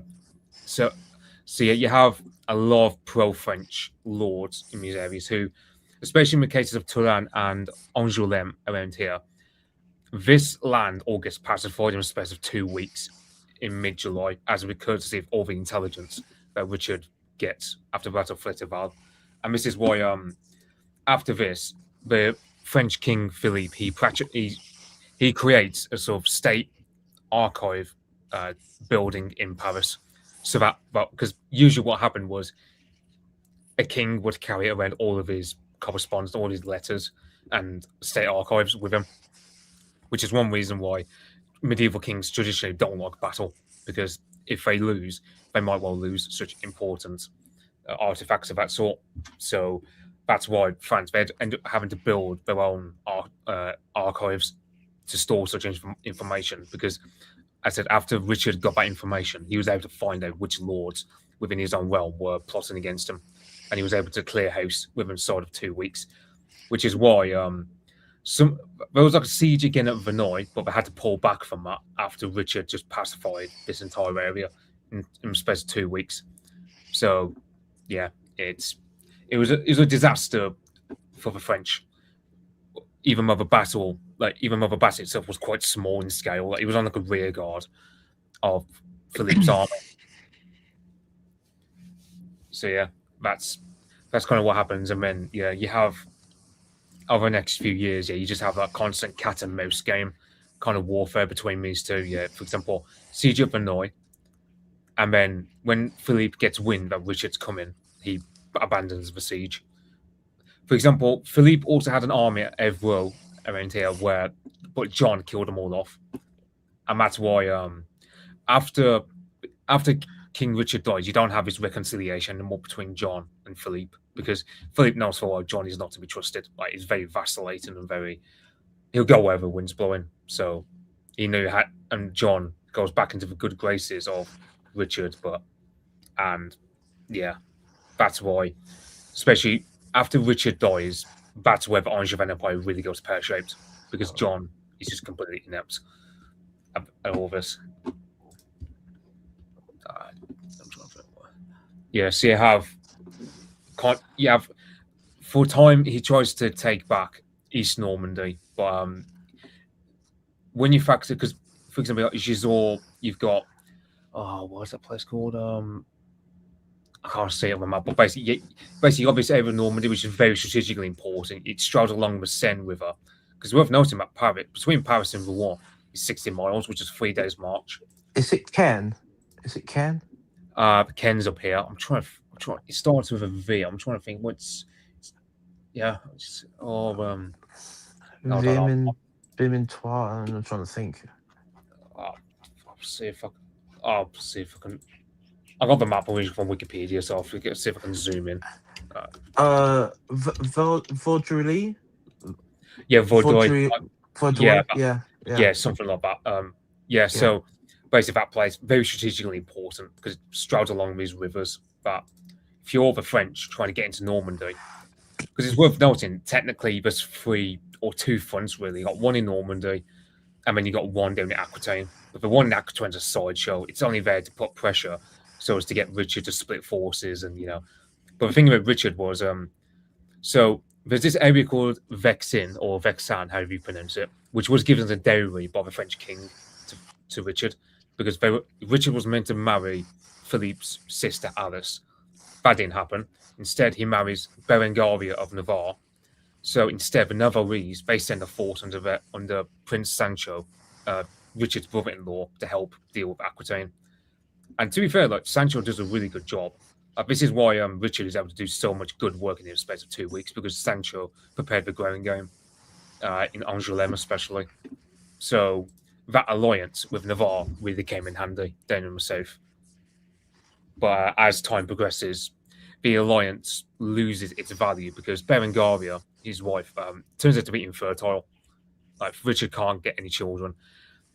One thing you'll notice is Brittany is like shaded differently because there's a guy called Arthur who's a child at this time. He's the Duke of Brittany, and he's Richard's nephew by Richard's brother Geoffrey, who married a Duchess of Brittany, basically. And the child produced from that marriage is a guy called Arthur, who, for a time, because John had fallen out of grace with Richard, what in the Third Crusade, Richard has Arthur, Duke of Brittany, as his heir, pretty much. But because Arthur's a child, it goes back to John as a de facto next in kin in the event that Richard dies. So it's really between a rock and a hard place as far as succession goes for Richard. He's got an infertile wife. He's got a brother who's just scummy towards him. I mean, he's got a nephew who's too young to inherit, even if he had any merit as a next of kin heir. So, guys, can I ask you two chaps to do me a favor? Could someone put up the statue of Richard I, Richard the Lionheart, outside of the Houses of Parliament in London? Oh, I'll let Mitch do that because I'm not sure on my phone, so I can't. Because it's no worries, but it's actually an excellent statue. But yeah, I think it's a Victorian statue, I believe. There you go. Thank you very much. Seen that many times, but it's a fine statue of an English king. There's a lot of good stuff. I mean, yeah, because you got Cromwell, you've got Richard there, you got Boudicca round the corner. You got Nelson Mandela for some bloody reason. Yeah, fuck Nelson Mandela. But you have Boudicca not so far away on the Thames embankment. Yeah, interesting story with Hell, because that one was one of the later ones, but they didn't know they were going to put it on the site of King's Cross because that's where they thought the Battle of Watling Street actually took place. But and they were going to call it Boudicca's Cross, but in the end it was decided that it would be at Westminster instead. It's right next to Westminster Pier, where I don't know if you still can, but back in the day, you used to be able to get a ferry from there that would go down to Tower Pier at the Tower of London, and then down to Greenwich. Do you know what was depressing? No, hang on. But some of those boats, one or two of those boats had actually been across to Dunkirk in 1940. Now the pier, last time I was down there a few years ago, I went past there, the pier was closed off to some fashion agency who would have photos there. So because I wanted to go just walk down there and couldn't do it because it was closed off, and there was some like photos and stuff in it. Yeah. When I was a little boy in London, when I say I was a little boy, I was probably 12 or 13. I would get on a boat, and sometimes with my younger brother, who was, when I was 12, was about, I don't know, 9. And we would get, if we had enough money, we'd get a ferry, not just the Tower Pier, but all the way down to Greenwich. And that was a really cool boat trip. Really nice. And like the skipper of the boat would give you talks about the history on both sides of the river and this kind of stuff. I hope they do something like that. That would be quite nice. They do one to the Tower of London. I think it's from the what was that, Henry VIII residence? Further in Richmond. Where is it? What's it called? Hatley or something? I'm trying to think of what. Yeah, I know Yeah, where you I yeah. know where you mean. Yeah. Yeah, you could do a ride from there down to Tower Bridge, and yeah, No, I did that when I was much older and I was married. I hired a boat and I went from uh, what's Windsor. I went from Windsor as far as you can go up the Thames, navigable. So way past Oxford, and then came back again. That was a nice holiday. That's kind of cute, actually. On a boat, it was cool. yeah.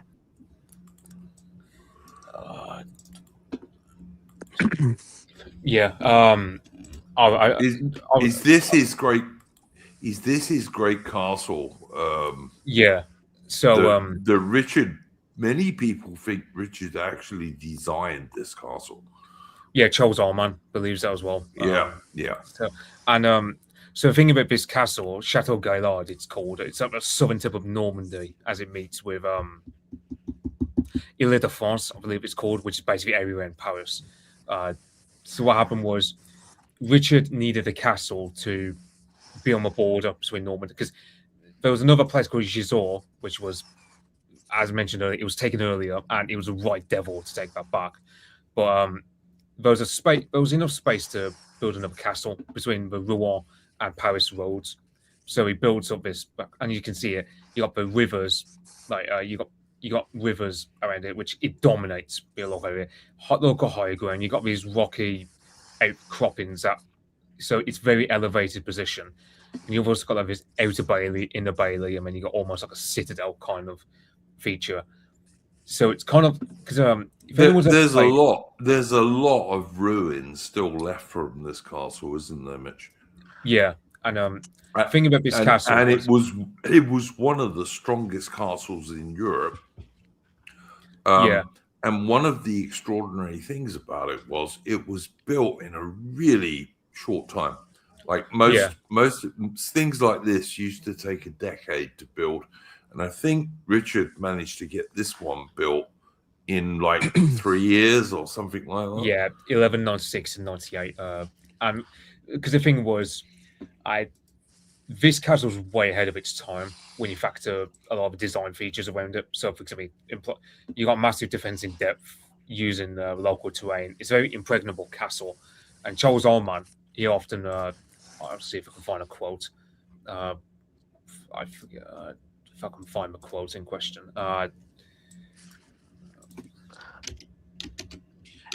Just to fill the bit, it's interesting because I was watching a series on YouTube looking at all the old German, Czech, Polish castles, particularly ones born in the particularly ones built in the late Middle Ages, and those designs were usually built on geographical like hills or hillocks or raised rocky edges positions, and you had like these great fortifications which were effectively also like several layers as well. And this is like in a much later period where there was a greater deal of wealth for that to occur, and these would be particularly the Czech ones when you had the Hussite wars.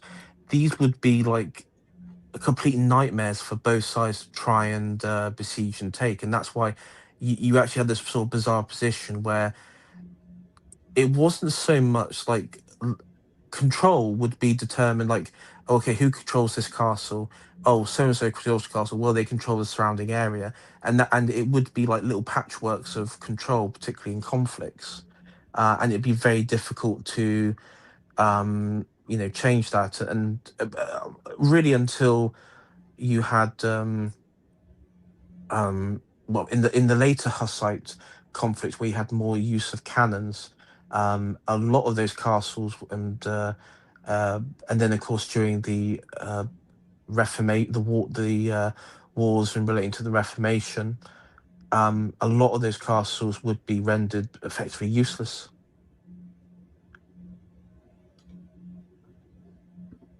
Oh yeah, once artillery became a thing, that was true. Yeah. I mean, that's why Britain has so many ruined castles, because some of them were defended during the English Civil War and destroyed, but others were just slighted, which is to say, Yeah. made not defensible anymore at the same time by Cromwell. Now, I know some of you chaps like Cromwell. I'm not a fan myself, but there we go. I have like this love. I have this love-hate relationship with Cromwell. When I see a clip of Kneecap, I love him. I'm like his top guy. And then Yeah, when I've got to say, like, if I'd have been around in the 1640s, I would have supported King Charles. Not because I like King Charles, because I'm no big fan of King Charles I, although I prefer him to King Charles III. But I would not have been a big fan of King Charles I. But you know what? He was the king, so yeah.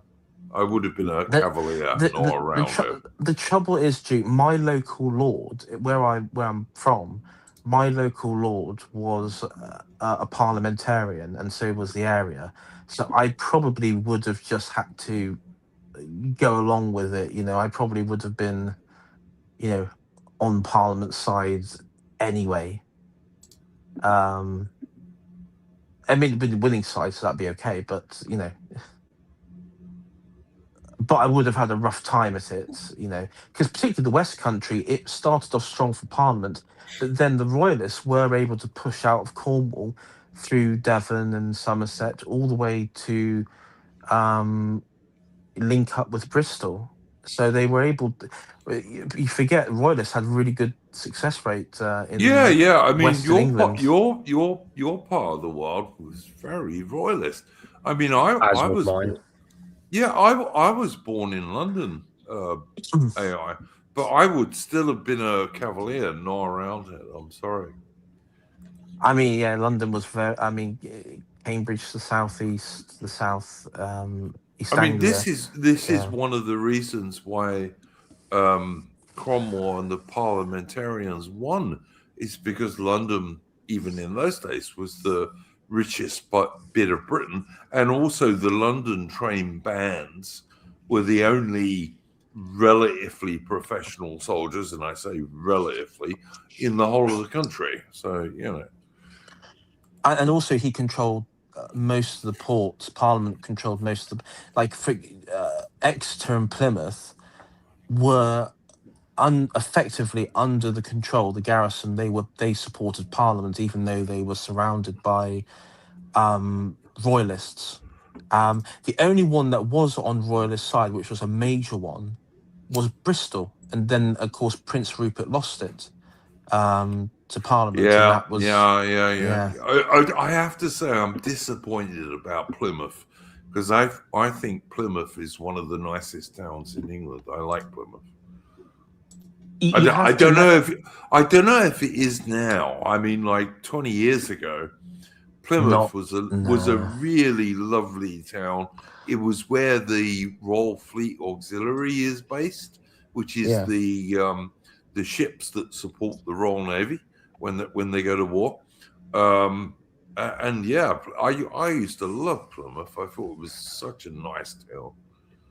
I will say, Duke, back then, particularly that part of Plymouth, the reason why you had a lot of these bizarre pockets of, I guess you'd say, Parliament support, was you had a lot of Puritans and Protestant groups that deviated from mainline, Church of England, and that's one of the reasons why you had a lot of, I guess you could say, support later on, I guess. But Plymouth used to have I mean, that's you had the Plymouth Brethren, who would, they're a group that, Oh yeah, no. Hang on, AI. I'm not going historical here on the local religion or anything like that. all I'm trying to say is that back in the 1990s, Plymouth was a nice town. It's not really a city; it's a big town, but it had lovely rivers around it, and you could find big ships anchored in the rivers, and it had nice pubs and nice restaurants, and you could walk around and you wouldn't see a great deal of diversity. I don't know what it's like now. Plymouth, because when we lived in Cornwall, Devon and Cornwall, we used to go to Plymouth very often, and Exeter as well, but probably more so than Plymouth.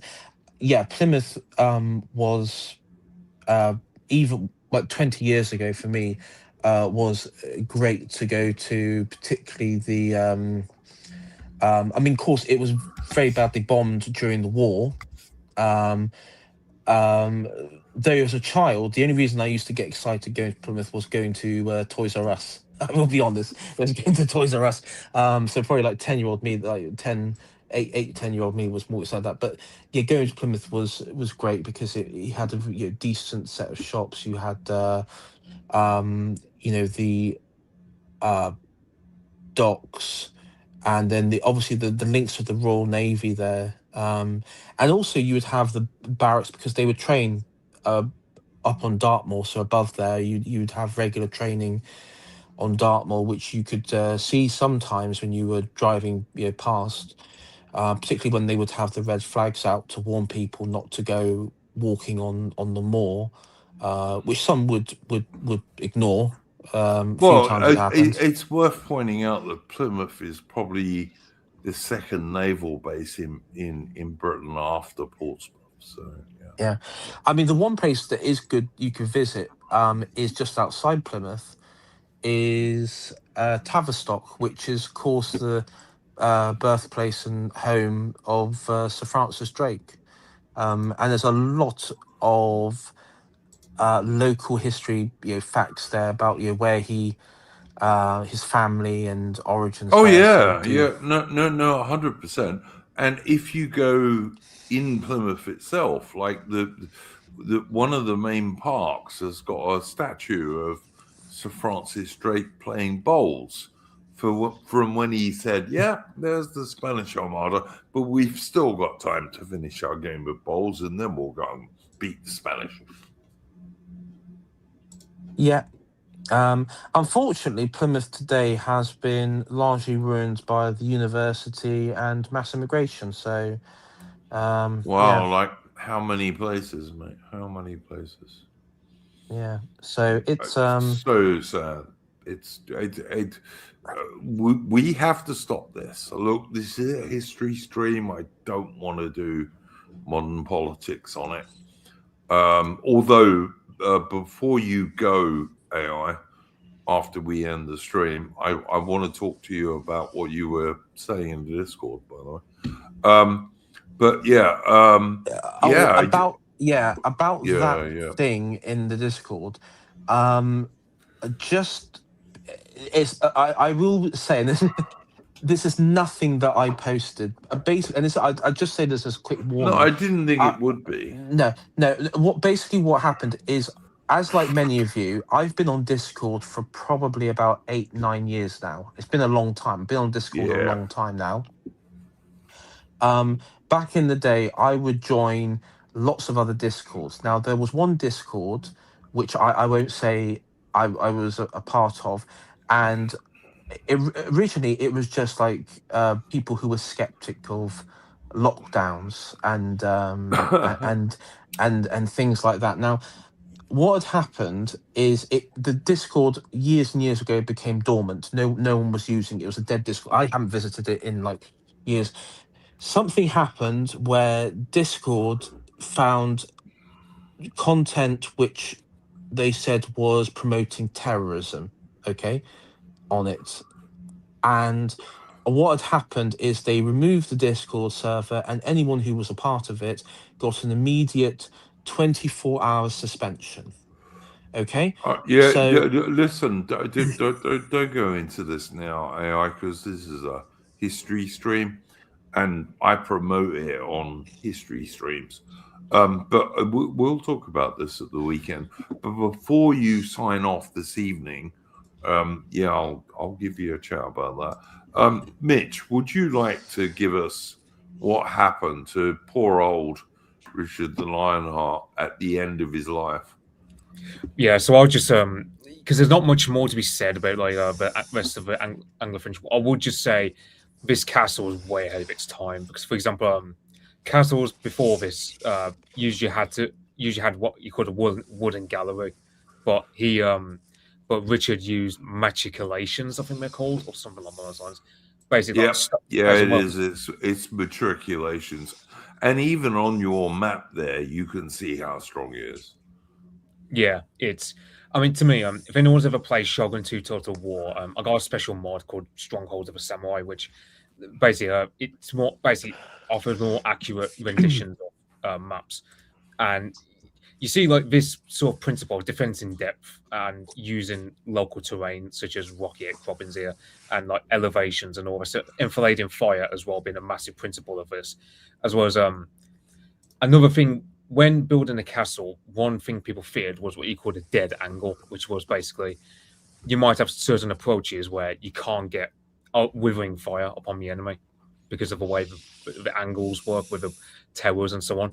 So Richard built this castle specifically to neutralize that danger. Well, look at the towers, which are the round things on your map there, and there's not many areas of the wall you could attack without having these towers being able to hit you in the flank or even in the rear in some places.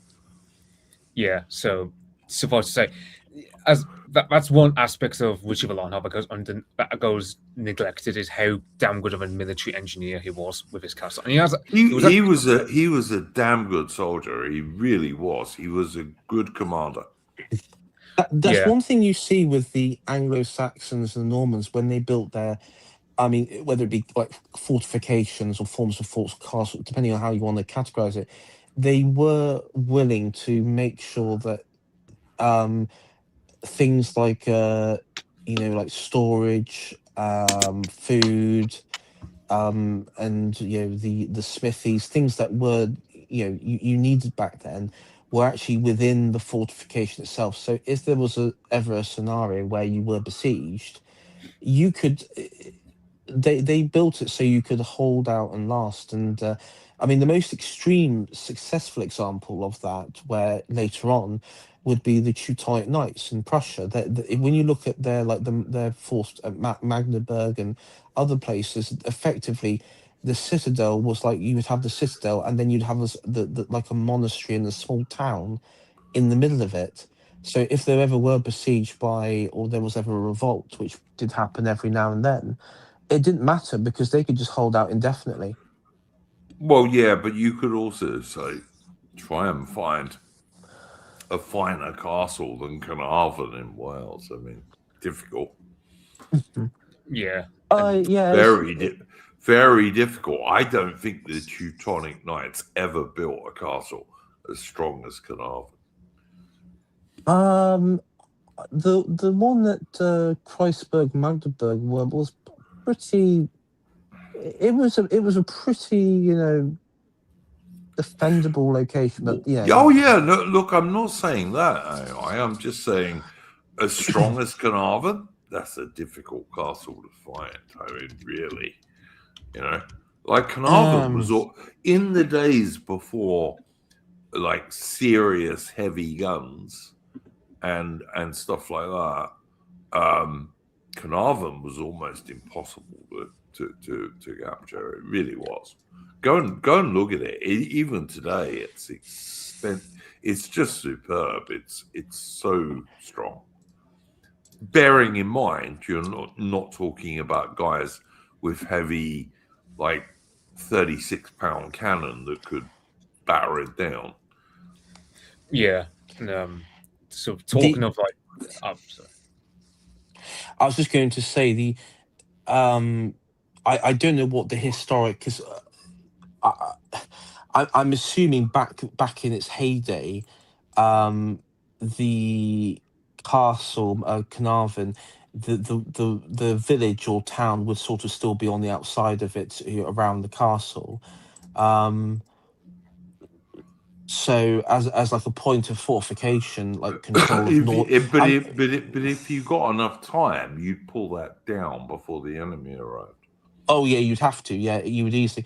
But as like Carnarvon was also. I mean, it was built to control North Wales. If we're honest, it was built to control North Wales. Yeah. And I think as you can have castles and forts for different purposes, and particularly like with the Normans and in England, it was just there to pacify and control the local populations, and I would say with Carnarvon, yeah, definitely. With trebuchets and catapults, well, the trouble is, if you look at the map of Carnarvon, the western side you can't use because it's on a coastline near enough. It's on a yeah. So you would have to and same with the north side. So you'd have to attack it from the south and the east, and that's where most of the defences are. And then also bear in mind, inside the castle, you're going to have your own catapults and trebuchets. So it's not like archers. You're just going to have, you're not going to have a free shot, you know? And also, I know that the Mongolian catapults they got from China, they couldn't bridge a single stone castle in Europe. Yeah, and also at the various gates and portcullises, you would have if there's enemies below with ladders, they would pour tar hot. They would pour. You got murder holes. They used to call them murder holes. Murder holes. Yeah. And you could drop boulders or maybe hot oil or whatever. Or even just boiling water over the guys who were coming through. So yeah, absolutely. Yeah. Mitch, we've been going almost 2 hours. Would you like to tell us what happened to Richard I, and what killed him? Which I know was a crossbow arrow and gangrene, but I mean. Maybe you would like to explain what happened. So I would just say 1198. So there's a short battle here at Gisors where Philip Augustus got taken prisoner at one point. Like a lot of his knights drowned in the Seine, and apparently the knights, including William Marshall, were marked looked like a wet rat towards the end, which amused them. So this small battle of Gisors was small in scale, but very much a near close down run thing that he nearly killed off the French king. Anyway, into 1199, you have a castle here by Chalut in Limoges area.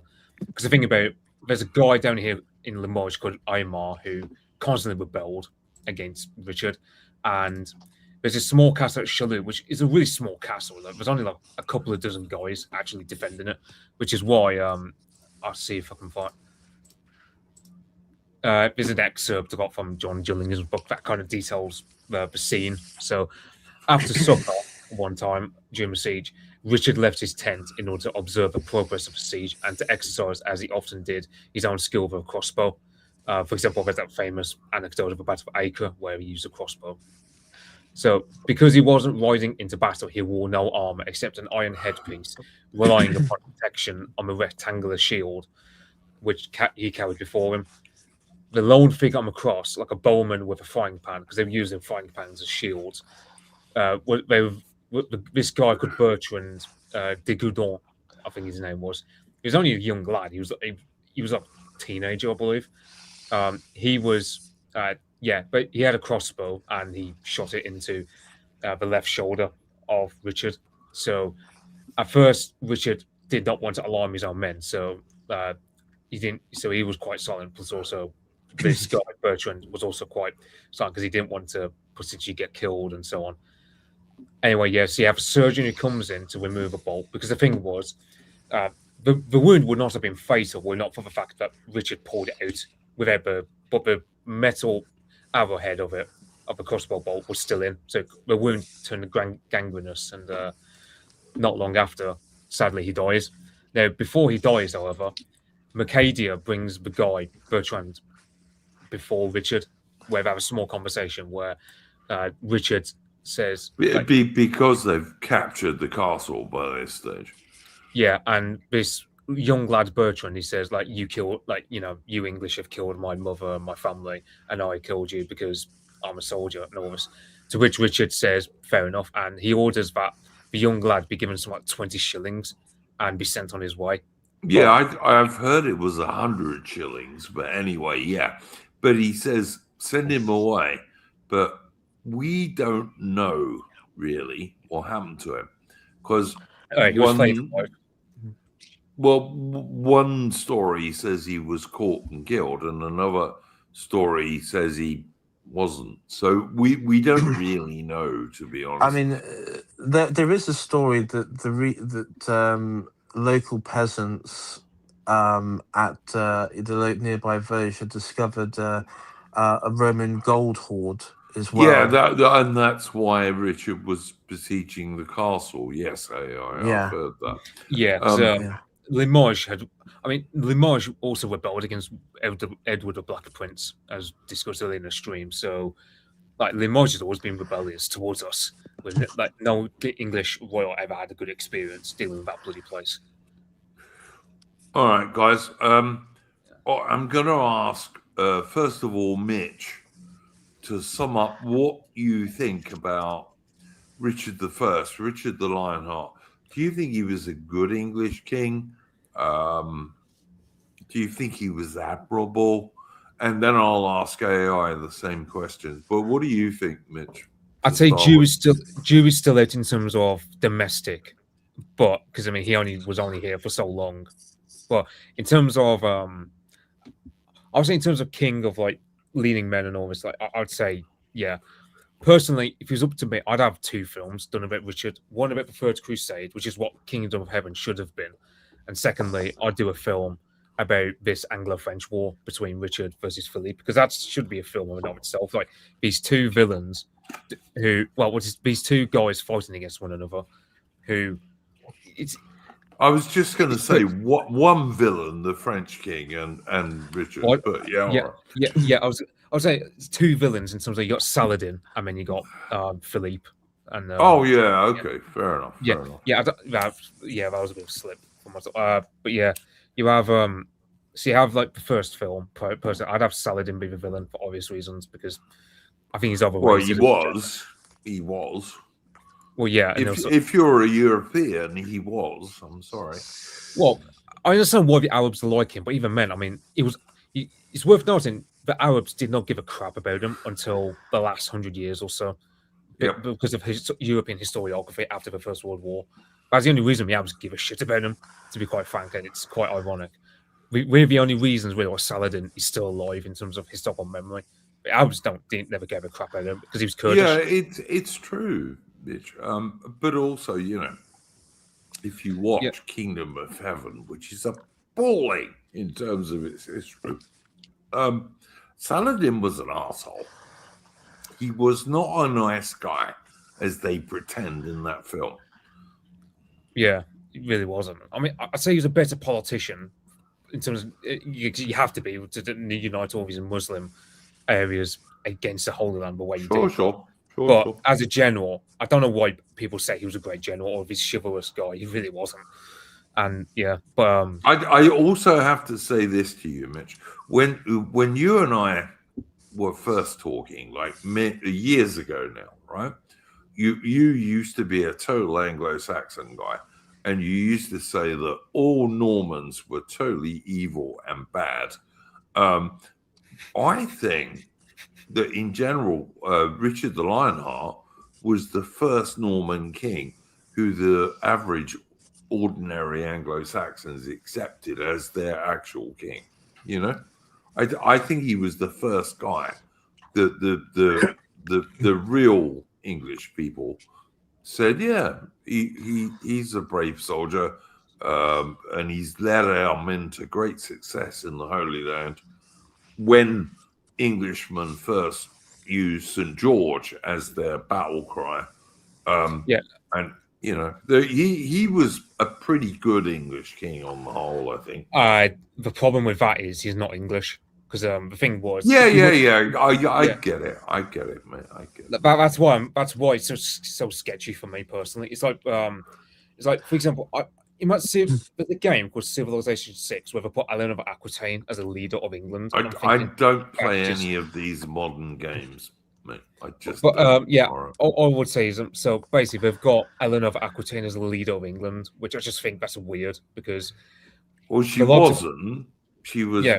leader of Aquitaine, but yeah, all right. yeah, the same goes with Richard. Like Richard was not an English king. He was a king of England, but not an English king. Yeah, but Mitch, come on. You've got to admit that the Robin Hood legends, which are the only thing almost we have left from the Anglo-Saxon era, or the era when the Normans took over, the only bit of English myth we have left is Robin Hood. And in Robin Hood, and Robin Hood is not a modern thing. Yes, it's been changed around a lot, but it was actually a thing at the time. The Anglo-Saxons kind of liked Richard because he was a good, brave soldier. It helps also, by the way, that when he was leading Englishmen into the Holy Land, he made sure we never made the same mistake we did at Hastings. Where Yes, absolutely. Yep. He was a good commander. He was. The thing was about Richard as well, like because he was planning on going on another crusade, but his death kind of waylaid that, unfortunately.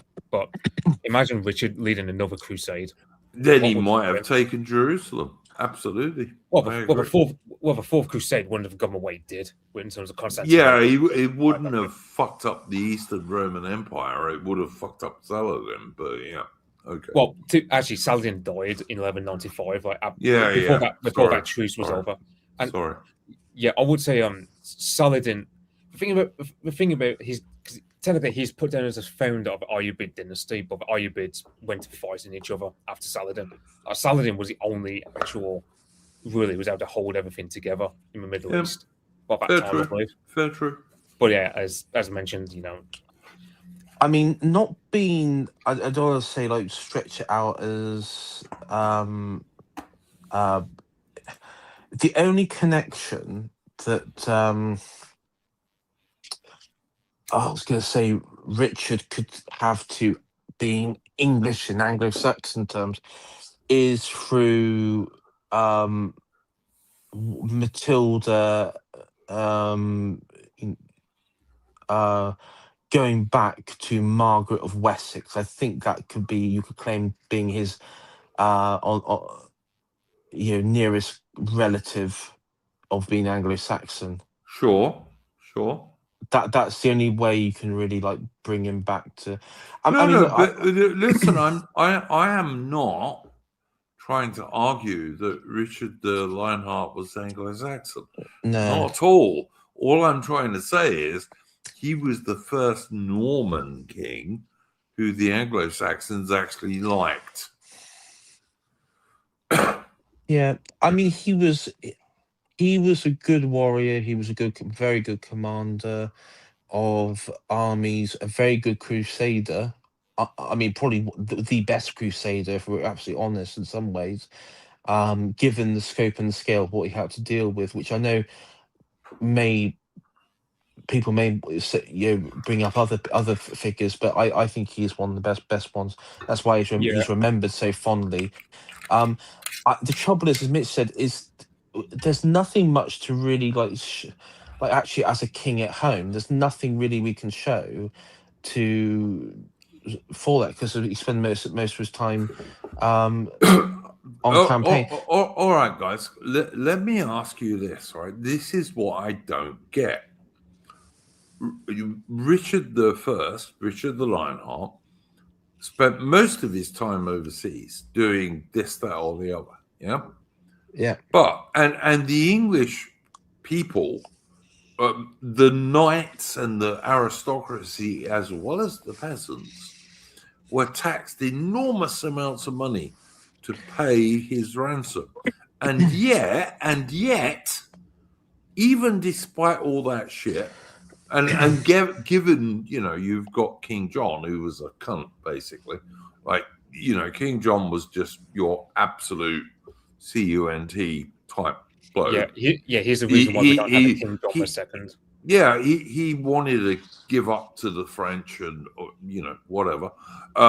But the point is that King Richard I, King Richard the Lionheart, all this stuff that you guys say about him is absolutely true. And yet, the only real Anglo-Saxon legends we have from those eras, which is Robin Hood and what have you, he is the good King Richard. I will say, like, if we're gonna use the military record as a means to say he was a great king, then by that argument, Napoleon must be put down as a great ruler for France because. Oh, look, listen, Napoleon was a great general, but he wasn't a great ruler. That's the difference. I think in the short term, he was, but because the thing was, we can say like so many Frenchmen got killed under him, so it's kind of slightly different kettle of fish. But I mean, if we're going to use military record and like, you know, especially for Crusades, then by that argument, then you must also say that Napoleon was a great ruler for France. Because no. I'm sorry, Mitch. I just don't agree with that. Napoleon was a great general, and I'll never say anything else. But you know what? He was an asshole. He was. Yeah, but how many rulers do people say that were great because they won like great victories? But in terms of whole, they didn't really rule. I will say with Richard, he would have been a great ruler in terms of because he was a good administrator. It's just he didn't spend enough time at home to. It's just that he didn't spend enough time at home to solidify that sort of part. Yes, but if you're a king in 1189, you're supposed to go and defend Christendom, aren't you? Well, that's why he was beloved by the people because I will say here, you know, for the average English person, living, you know, in England, particularly in England at the time, they said, well, our king is fighting for the birthplace of Christ.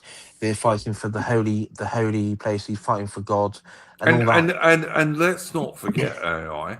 Although most of his knights were Normans, the army he took to the Middle East, the army he took to the Holy Land, that was Anglo-Saxon English men at arms and crossbowmen and what have you. That was an English army. And this is where we trace back the England's connection to St. George, because it was in 1189, while fighting Saladin, the English warriors used St. George as a battle cry. Now, you know, every fucking year we get these libshits turning around and saying to us, he was a Turk and he had nothing to do with England. But it's bullshit. It goes back to 1189. Most nations didn't exist in 1189. England did. Yeah, I mean, when the thing is, when you get into like, this is what the trouble you have with history, and we can't say this on YouTube. There's a lot of historical figures you can say.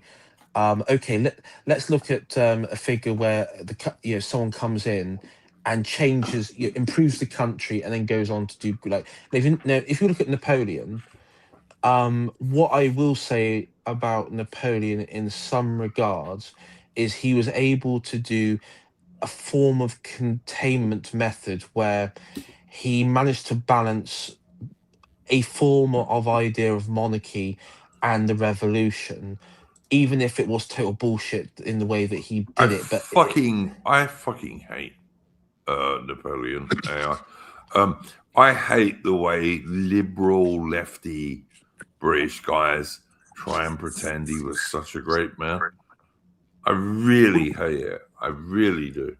I would say he's a great man of history in the sense of impact. But he was a great man, but he wasn't a good man.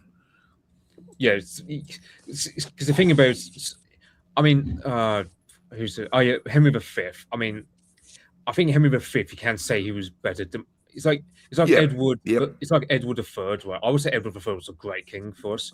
But Yes, people would say he was a yep, noble. and failure. Henry V. Yes, I agree with both Yeah. of those.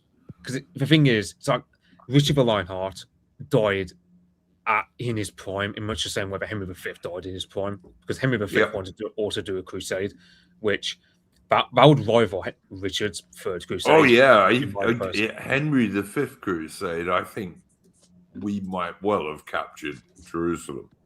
Not a problem.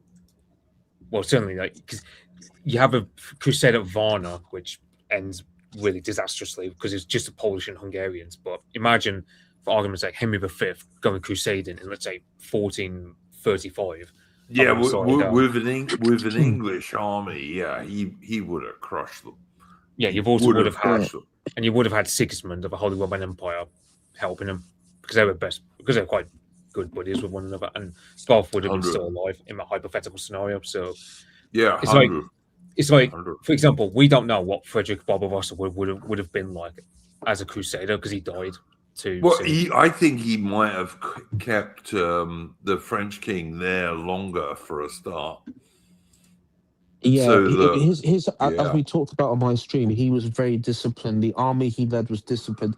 The trouble is his son, who took over the Duke of Swabia, while he was he didn't govern the respect of the other nobles, and that was the problem. And then they all whereas Barbarossa, like they would just do what he said. Basically, if he hadn't have died in that river, first of all, the Crusader army would have been at least a third bigger, probably more.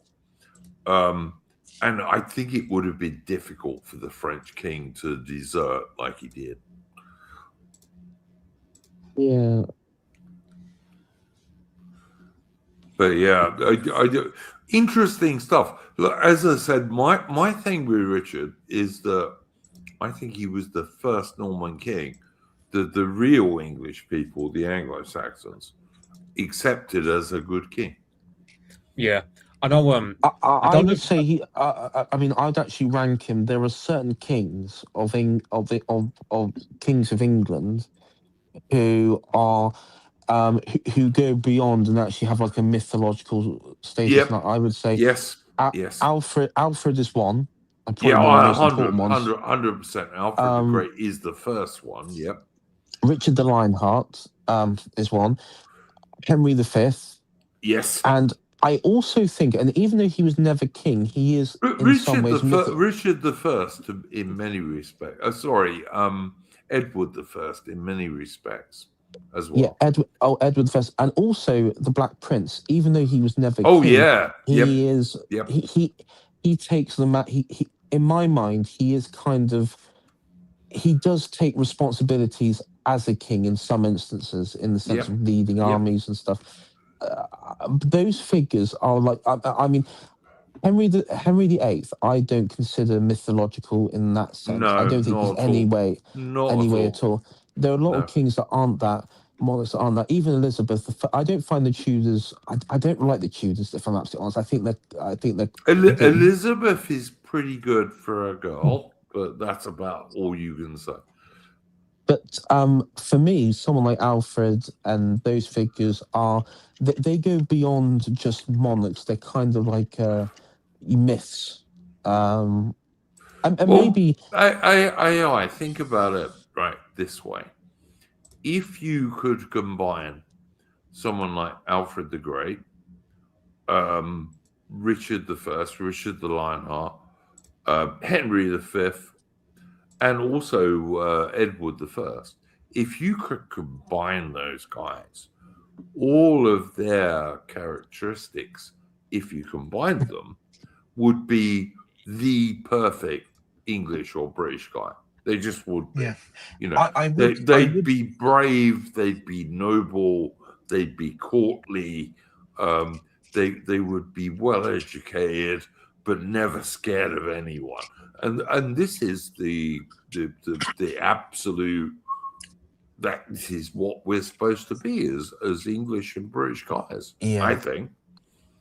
I mean, there is a sort of element of bravery and daring, and also one thing you notice about these people is they're very much they don't delve into levels of despair at all. There's always that sort of like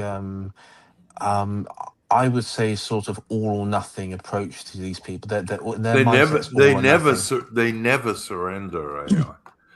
I mean, They never surrender. When do you remember the stream we did for Black Prince? I think it was during the Battle of Poitiers.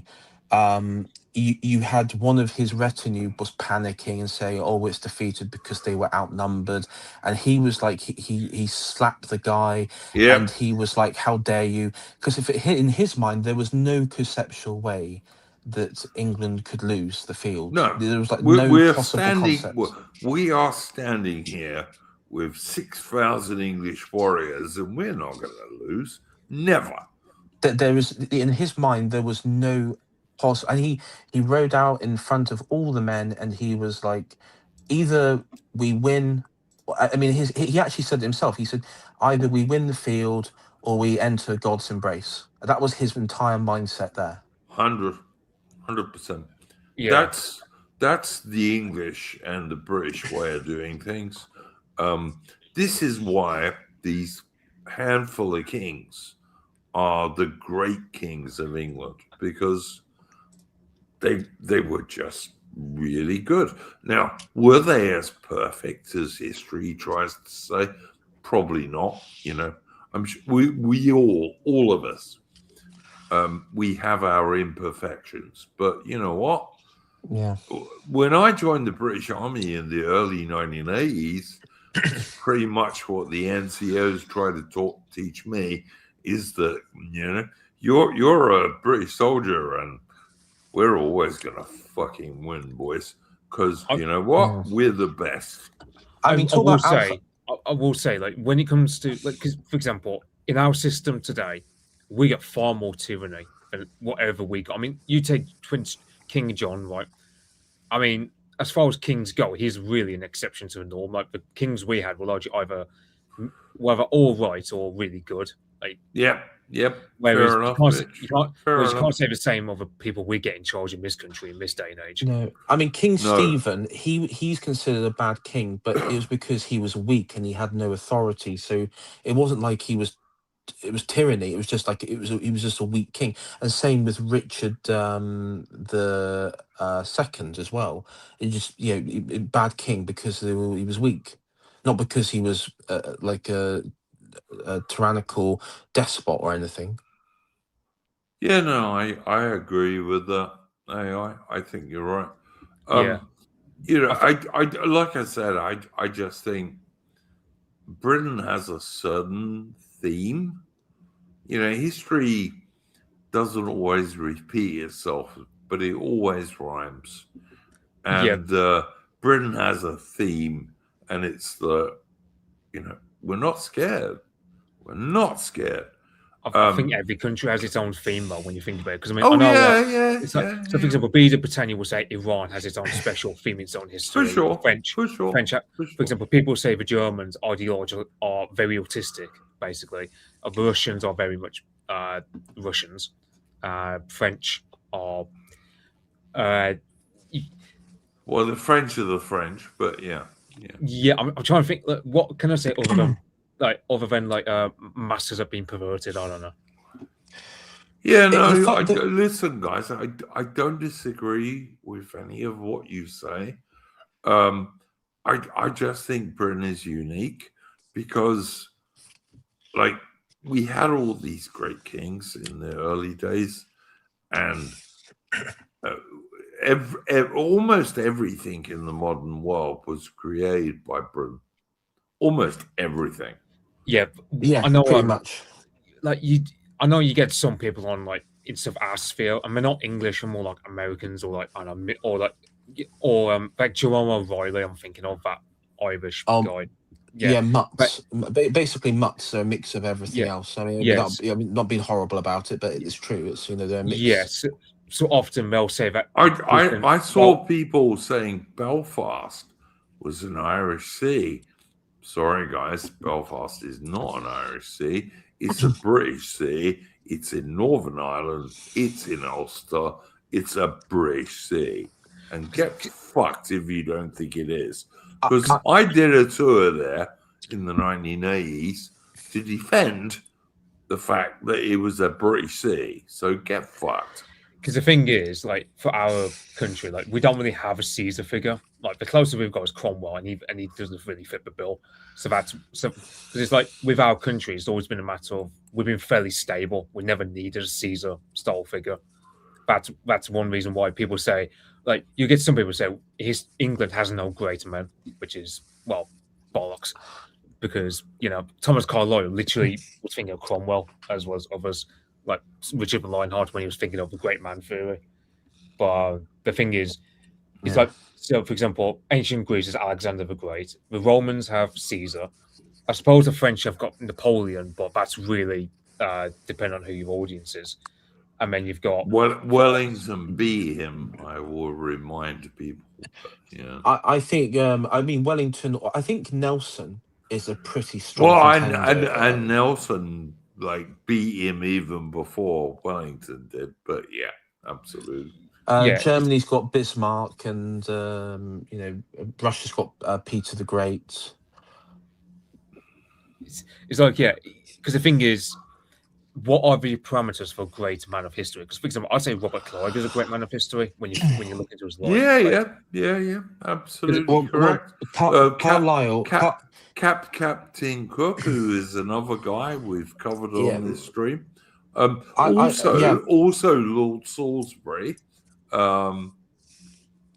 great British Prime Minister, the last great British Prime Minister. Carlyle's conception of a great man is somebody who can draw in masses of inspiration from others. So basically people are drawn to them naturally because they're natural born leaders, but also they're able to, with their own personality and personal strength and personality, to change, like actually just physically change trajectory of history. And I think, like with a Captain Cook figure, he had not just with his crew, but because of his exploration, I mean, he is kind of like the founding father of Australia in a physical, visual way, in for many people historically as well, but also for many of the islands that were discovered, New Zealand. He is that figure. Hence why there's so many there were so many statues of him. Cecil Rhodes, AI, another good guy. I mean, I think Cecil Rhodes is probably one of the most under. But I mean, there's a country. There was a country named after him, and he expanded against the odds into British sphere of influence and physical control in large parts of southern portion of Africa, which again, well, he went into central southern Africa and turned it from a barbaric kingdom into something really good. But and he also say that and he became. Wasn't he like at one point the world's richest man as well?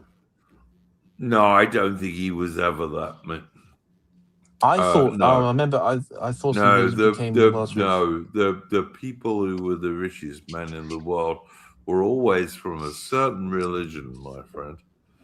But I thought it'd be Rockefeller or Henry Ford at that time, but yeah. No, they were always from a certain religion. Certainly in South Africa, anyway. You look at people called the gold bugs, if you want to. And you'll see that what I'm saying is true. No, look, I just think there's a certain British thing, and Richard the Lionheart fits into that story really well. because he's Richard the Lionheart, you know, the best and bravest king of all the Christian kings. Because one thing about Britain is that we often have in certain institutions. So, for example, you think of Lord Nelson, but then you have George Anson, who goes underrated in terms of thank you. Next week's history stream is going to be about Admiral Anson and his great trans-world voyage, which was full of bad things. All right, many bad things happened to Admiral Anson's squadron as he sailed around the world and fucked up the Spanish and beat them and did good things to England.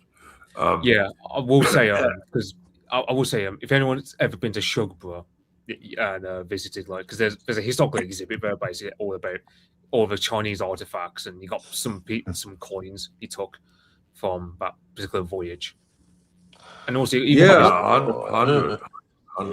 he the one that raided across Chile and like the Spanish territories in Latin America, the coastal cities? He's the one who captured the Spanish treasure galleon. Oh, yeah. So the ordinary British seaman on his ship, HMS Centurion, they got 20 years' pay in prize money, and most of these sailors were not ordinary British seamen. They were able seamen, and they got about 26 years' pay in prize money. It was the single largest capture by one British ship in the whole history of the Royal Navy, and this is why, if you look around Britain today, you'll see many Admiral Anson, Captain Anson, HMS Centurion, or Anson pubs. It's because most of his sailors got enough money that when HMS Centurion decommissioned, they could start their own business very, very easily. Like I say, ordinary seaman, which was the third lowest rank in the Navy. Ship's boys were a bit lower. Landsmen were a bit lower, but most landsmen became ordinary seamen fairly quickly. They got 20 years' pay as their prize money. Imagine getting 20 years' pay today. What could you not do? You know? This is why many sailors served in the Royal Navy, because your food and provisions were pretty good, but you always had that chance taking a rich prize, and all of a sudden you get, Anson was very unusual, but you could get 3, 5, 7 years pay just for the enemy ship that you captured. This is why lots of sailors joined the Royal Navy. Yeah, I know. Just as a small deflection, I know there was one American guy who was getting done in court because apparently he profited from the invasion of Iraq or something. And I was ever thinking that used to be the normal for soldiers to personally benefit from war, like much so. Yep. 100. It's like so. For example, you have Nancy Pelosi. She can get wealthy from her great congressional career. Oh, that's all right though. Yeah, but your soldier who was personally benefit from war. Oh, that's a bridge too far. You literally Hitler if you try to do something like that. But I will say to Woodpit. So in the case of George Anson, so the money he got was £600,000 in terms of 1745 money, which in today's money that's 86 million. And when you factor that George Anson as both the admiral and the captain, he got 2/5, so 40% of that money. If anyone's ever been to Shugborough, you'll notice that there's a lot of Greek architecture there that costs a lot of money to build. That's where the ship money from that particular plundering map, Nuestra Senora de Covadonga went to. But it's also worth mentioning, and I think there was a parade through London of Anson's capture. And it's worth pointing out that, like, his sailors were in that parade. And ordinary seamen were going to get 20 years' pay. I mean, can you imagine getting 20 years' pay today? Like in a lump? And someone on X said to me, I bet a few sailors pissed that away. Yeah, I bet they did too. Guaranteed. But I bet many of them didn't. Yeah, so for reference, that voyage in question, 1,900 men set out, 183 survived. So yeah, exactly. The The Royal Navy in Anson's day hadn't quite sorted out how to control scurvy and stuff like this. This is what Captain Cook did, and we go and look at our Captain Cook streams if you want to, and we'll explain how he did this. But in Anson's day, which was probably 15 years or so before Captain Cook, the Royal Navy didn't know how to stop that. So relatively few guys survived. But you know what? The crew of HMS Centurion, who did survive, they were very rich men when they came home, even the ordinary sailors. And they did get their money. Yeah, because another thing is, so for example, during the Napoleonic Wars, I did say during that stream we did a short while back where, so the Royal Navy by the time of Nelson's day, we knew how to prevent scurvy, but other navies didn't. So the Swedish Navy suffered a lot from scurvy in the Baltic during the Napoleonic Wars, even though we were ahead of the curve in a lot of ways in terms of curing that kind of stuff. I think Spanish. I think Britain was always ahead of the curve, Mitch. Like, oh yeah, back Britain, on, yeah. But I mean, you know, Britain's the best country in the world, or at least we were until World War II, at which point we stopped being because we were run by a half American who just wanted to destroy us. But whatever, that's probably controversial. That's probably controversial. Guys, sorry I've just seen like one of the most idiotic posts on social media I think I've ever seen. Go for it. Anyway. So there is an image of, I think it's the UDA. I don't know. I'm not up on my paramilitaries, but it's basically a photo of UDA, masked UDA men with the Northern Irish flag with the hand of Ulster, the red hand of Ulster.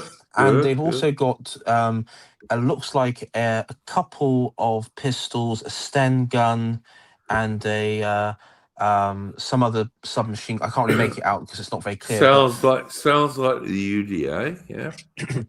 And they're sat round and they got a big Union Jack in the background. So it's like, okay, yep, UDA. And the image, which apparently was taken from Telegram, so it's relatively new one. And then the image was posted by an American account who says, the youth of Ulster are calling for a round table in Belfast today, great Irish city, and then has a Irish Republic flag, emoji next to it, several Irish Republic flag, and it's just like, all right, okay. Yes, AI. Could I just explain? And I did a tour in Belfast in the 1980s with the British Army. Could I just explain to people the UDA, the Ulster Defence Association, I think it is, they are pro-British, right? And Belfast is not an Irish sea, it's a British sea. Can I also say something else that I don't think many people have realized? This guy who the Sudanese guy tried to behead, right? He didn't just try to behead him. He destroyed both his eyes. He stabbed him in both his eyes. The poor cunt is probably going to be blind for the rest of his life. Yeah. And to be honest, I'd sooner be dead. I'd sooner be dead. Three very brave Belfast guys, like, saved his life. He would have been dead otherwise. But all we get from our Labour and British, and it has to be said, Sinn Féin politicians is, oh no, we should be calm. And as Morgoth said recently on X, on Twitter, it used to be we'd get 3 months in between these immigrant atrocities, but now they're so quick, they just fold into one. And they do. They just fold into one. One of the things I would say, looking at the 3 guys in Belfast who saved that bloke from dying, I don't know that they did him much of a favor, but they saved him from dying anyway. We gotta learn to stick together, boys. We have to learn to stick together. Don't let one of your fellow guys get murdered in front of you. Just don't do it. Join together with your mates. Well, we speak probably more on Saturday, but I wonder how much this is just going to have another load of summer riots kind of thing. Like, wait, listen, I don't support, Mitch, I don't support any violence. I think we should be totally non-violent and good boys. But you know what? If I see somebody attacking a British Anglo-Celtic girl or child or even a man, maybe we should support them. Maybe we should. You know? I always, self-defense is always justified. Genuine self-defense is always absolutely, justified. yeah, absolutely, yeah. Self-defense is always justified. But you know what? Other groups, you know, Pakistanis, Sikhs, Somalians, Ethiopians, they all stick together. Maybe we should think about doing the same thing. Maybe we should. Anyway, this is all very controversial for a history stream. I've got to thank Mitch for the idea for this stream and also doing most of the work on it. Thank you very much, AI, for joining us as well. Mitch, would you like to plug your channel, sir? Yeah, Mitch History channel. I don't know. At the moment, I've got no plans between now and July, but I know on the 3rd of July, I'm going to be doing a stream about Battle of Gettysburg. But I'm open to suggestions for other people if I want to do a stream with me, for argument's sake, on a Thursday. If you're interested in the American Civil War, Mitch has got a very good channel. Like I spend most of my time looking at British history, and when I don't, it's ancient Roman or Greek history. So I know fuck all about the American Civil War, but I've read a bit about it, and Mitch has got a good handle on what's going on there. So yeah, go and check out Mitch History. It's really good. AI, want to plug your channel? Yeah, I have AI Shiatori, aka the William Grenville YouTube channel. As I said, I've been doing Crusade series. I've also been doing a few other videos, and I might do I might do one on what's going on in Northern Ireland. One thing I was sort of been mulling over, and as I've been talking to people, others online with that is I thought, because I studied a video called British Trauma Zones, so do check that out, where we talk about the reaction to the Henry Novak and what's going on there. And this was before what happened in Northern Ireland. So with the recent attack, so I might do a series called Britain's Trauma Zone to just report on the goings on there. But to be honest, I'm going to wait and see. I'm going to see how all of this plays out. What's your channel called, AI? William Grenville. Just on There William you go. Grenville my channel. Yeah, if you put in William Grenville or AI Shire Tory, it'll all come up. Guys, thank you very much. Next Wednesday's history stream is going to be about Admiral Anson, HMS Centurion, and the richest sailors the Royal Navy ever made.